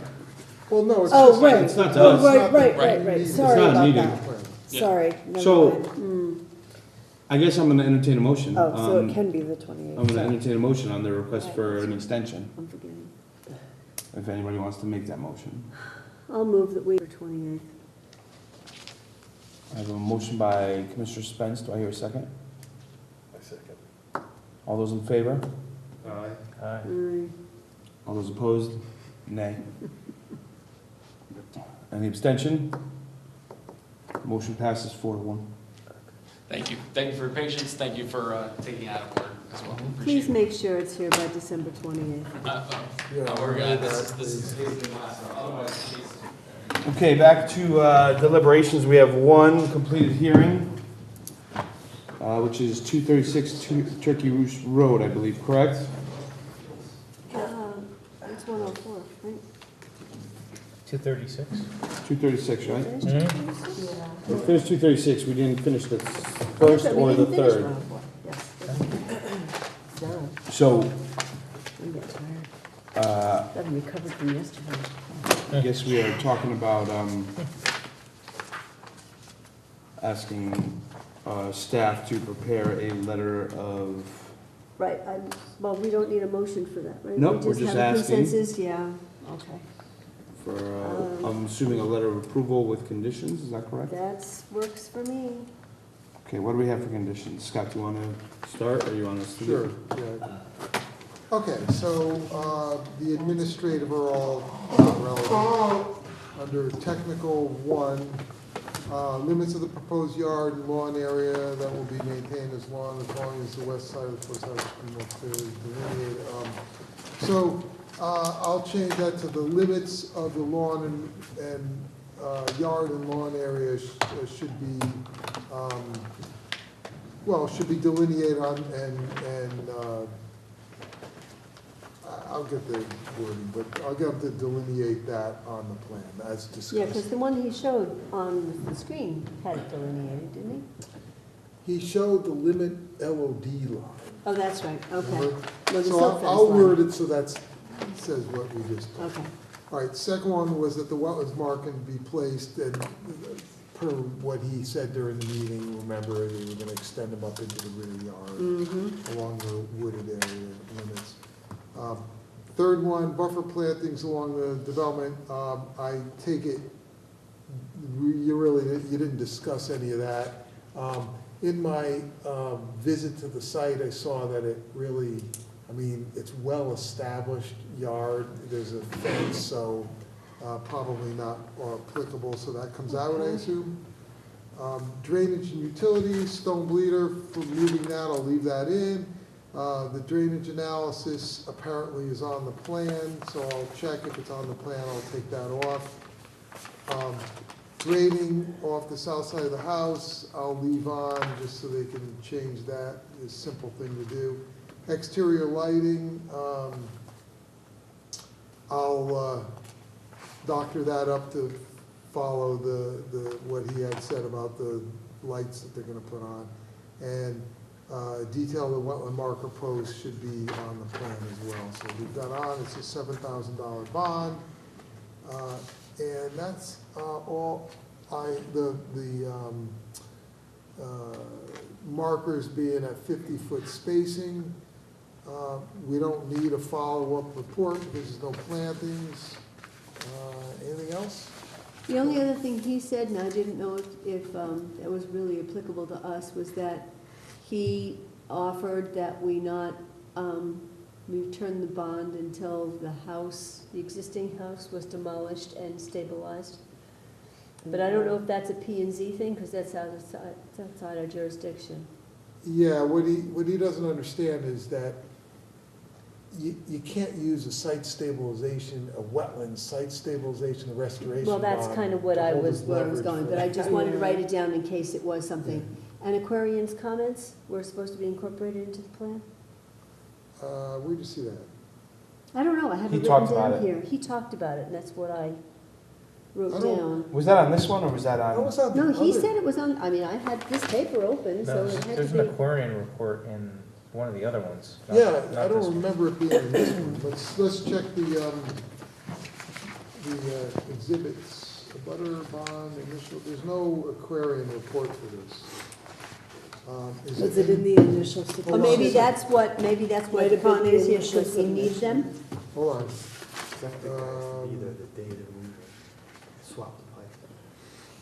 Is the property located in a public watershed? The answer is no, and I have it checked off that I checked it. So I think he was mixed up. I remember hearing him talk about that, but I don't think it was this. Okay, I don't think then it was that's this one. fine, that just, Okay, any other conditions from the commission? no. Okay. We don't go through reasons until we vote, right? You want the same two reasons you always ask for, Right. so I'll put that in the I plan. want to make up some new reasons. Yes, please. Conditions, We'll get right on that. standard conditions. All right, excellent. Great deliberations. Your special committee's in one thing. On to bond release reduction reports. We have one, right, Scott? Hold on, catch it up with you here. All right, so, where are we? Bond release, 716 Wheeler. Found it, 716 Wheeler in Hammertown, Howden. This is the gentleman who came in and had the two lot, he subdivided his property into two lots, the existing house and a proposed house on the corner of Hammertown Road. And his existing house is on Wheeler Road. They finished all the work.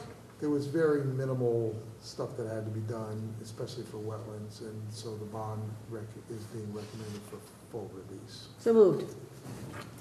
All those in favor? No, I mean, second? Do I hear a second? Second.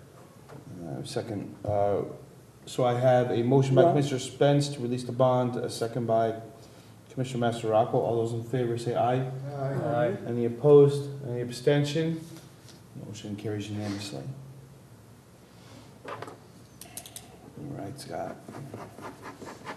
All right, so we did 8 Maple, now we're down to agent approvals. IAA 2018-32, 27 Richards Drive, which was just processing for the installation of an oil tank. And IAA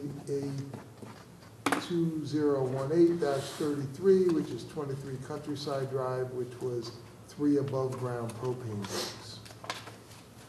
Lots of propane tanks and generators this Yeah. time of year.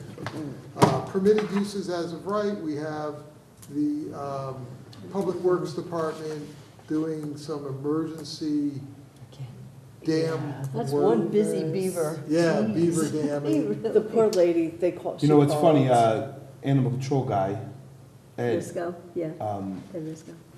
yeah, if anybody's on Facebook, he has his own Facebook page. Does And he was talking about it on it, and he put up a picture. Hmm. It was actually pretty, you know, we hear about what he does with the pipes and all that. Yeah. He put up pictures of, I Oh, that think, must be cool. It is, it's It's under- amazing. Well, It's this under has got, Ed Risco, or this is one it got under- so bad that the pipes aren't working, and so Public Works is gonna punch out the end of it right near the road, hoping that it goes down a little bit and it doesn't go down too much, because it's gonna be dug near the road where the pond's not real deep.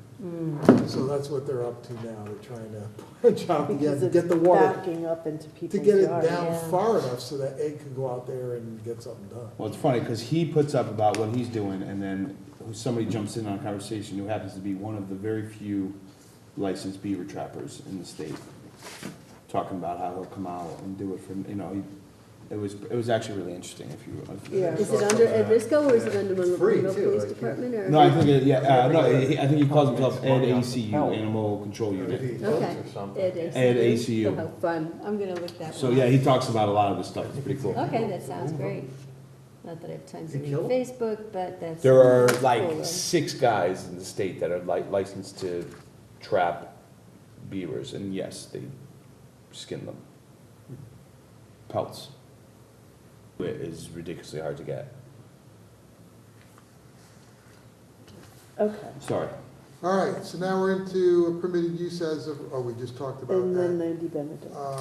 90 Benedict Road, which is there's a couple of trees being removed that Denise and I felt that it was minimal enough to treat as a IPU. If you agree, you would need to grant a jurisdictional ruling for that. I guess I can show you that if you'd like to see it. Because. Over to the left, over to the left. I'm saying Oh, that there's without another my way to do glasses. it. 90 Benedict.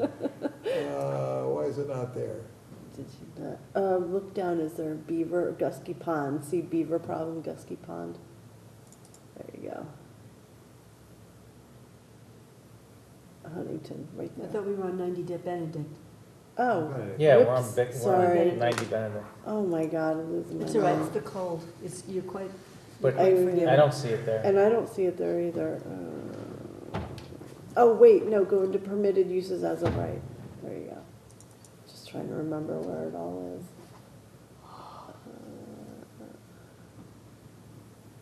Top. Right there at the top. Where should it be? Top next time. It's never at the top, it's always at the bottom. So, storm damaged trees are right there, they're like in their yard area, here's the wetlands over here, so it's kind of a no-brainer. They don't want them falling on the house. They're just taking down a couple of trees and nothing else? Just those two. Yeah, Okay, so you agree jurisdictional ruling? So granted. sure. It's really just an as of right use, I mean, It's an as of right, yeah, Yeah, permitted it use as of really- right. yeah, So you just say, yeah, you agree, a jurisdictional ruling that it's a permitted use as of right. yeah. Agree. All right, and so then we're down into, where there's no administrative reviews this time. She's pretty busy doing agent approvals.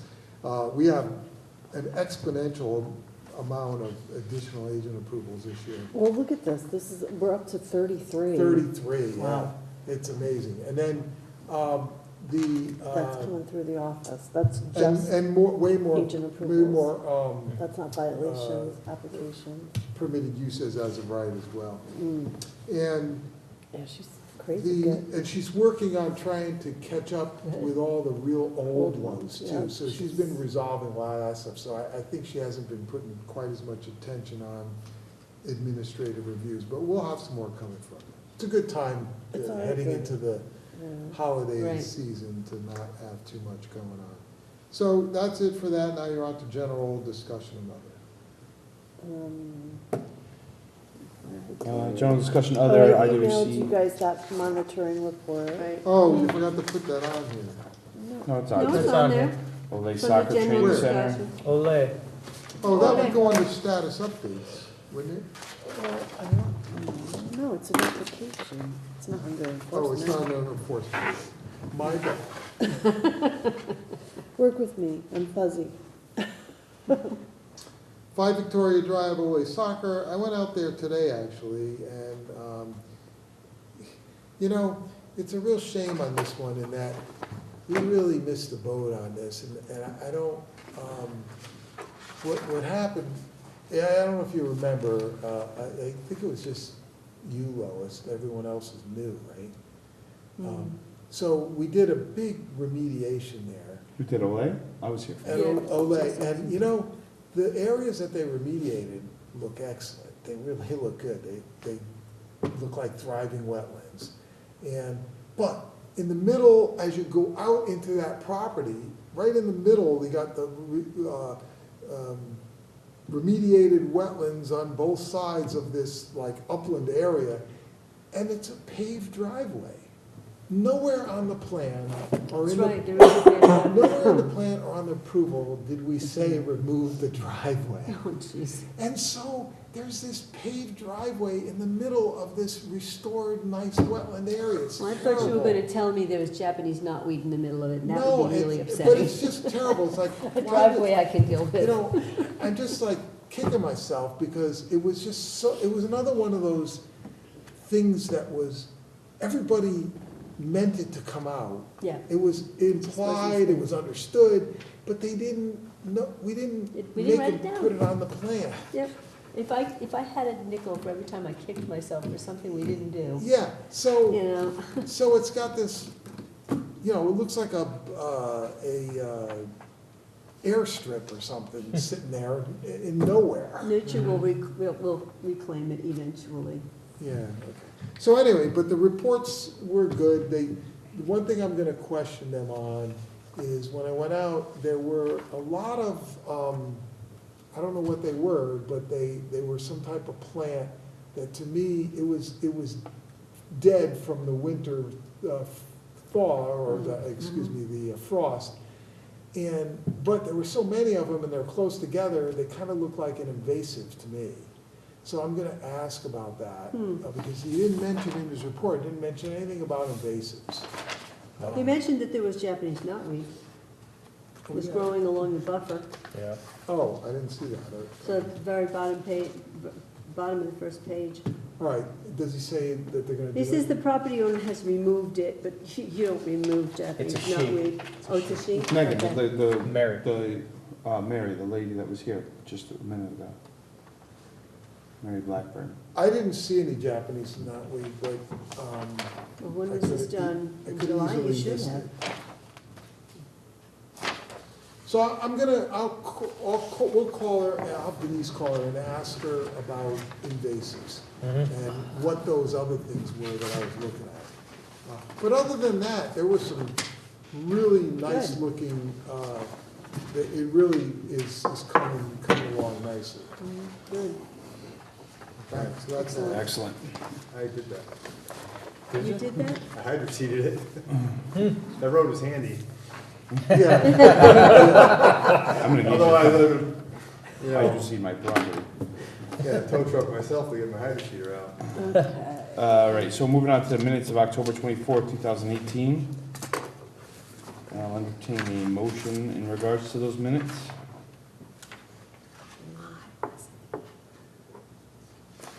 I'll make a motion. Approve? Motion to approve as presented Mhm. by Mr. Shamas. Do I hear a second? Second? Okay. Second by Commissioner Romano. All those in favor say aye. Aye. Any opposed? Any abstention? Aye. So motion passes 4 with 1 abstention. Commissioner Spence. And just so you know, we have been interviewing for clerks, but you're still stuck with me. I think you're stuck with us, is really what I'm trying to say. I'm just saying. The next thing on our agenda is the 2019 meeting schedule, but I don't see it. Are we tabling? No, you have, I put it in your mailing. What is it? No. Here, okay, well, here you go. Oh, thank you. Nope, I didn't get it. Yeah, I didn't get it. I didn't get it. Should we table till That's why you still have a Oh, yeah, pile time- of we're them. time framing it. Yeah, we need to really kind I'll of get do you. it. Can we share? Yeah, here. I thought I had emailed it to you guys too, to check it. I said to check Do you need the. a copy? Oh, yeah, you did, but that was a while ago. I might have missed it on the email, I'm 'Cause I'm pretty sorry. sure I looked at it and said, it looked like it was okay to me. Yeah, Does anybody have any objections to any of the meetings listed here, the I mean, dates? they coincide with the town holidays. Tell you, I might have a It's conflict with some of them. Maybe about the time I become a new daddy. Oh, Congratulations. Congratulations. But you know, The most medical miracle you've ever heard of. you're expected to be here, Yeah. no matter what. I'll bring him, What is your priority? I'll bring him with me. Uh, Could be two of them, we don't even know. Scott's not Really? Okay, so I will entertain a motion in regards to our meeting schedule. Tell you an amazing story. I move that we approve the meeting schedule as presented. I have a motion by Commissioner Spence, do I hear a second? A second. Second by Commissioner Masterocco. All those in favor say aye. Aye. All those opposed, an abstention. Motion passes, the schedule is ratified, whatever. Ratified. Sure. Any news from either of our committees? Regulation Yes. amendment?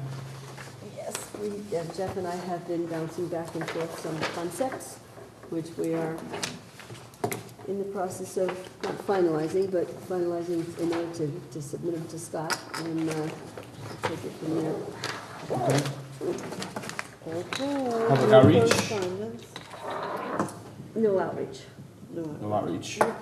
No correspondence? one thing at a time here. No. Okay. Someone, anyone?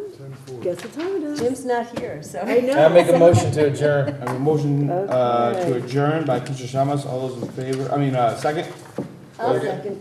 Second by Commissioner Spence. All those in favor? Aye. Any opposed? Only crazy. Adjourned.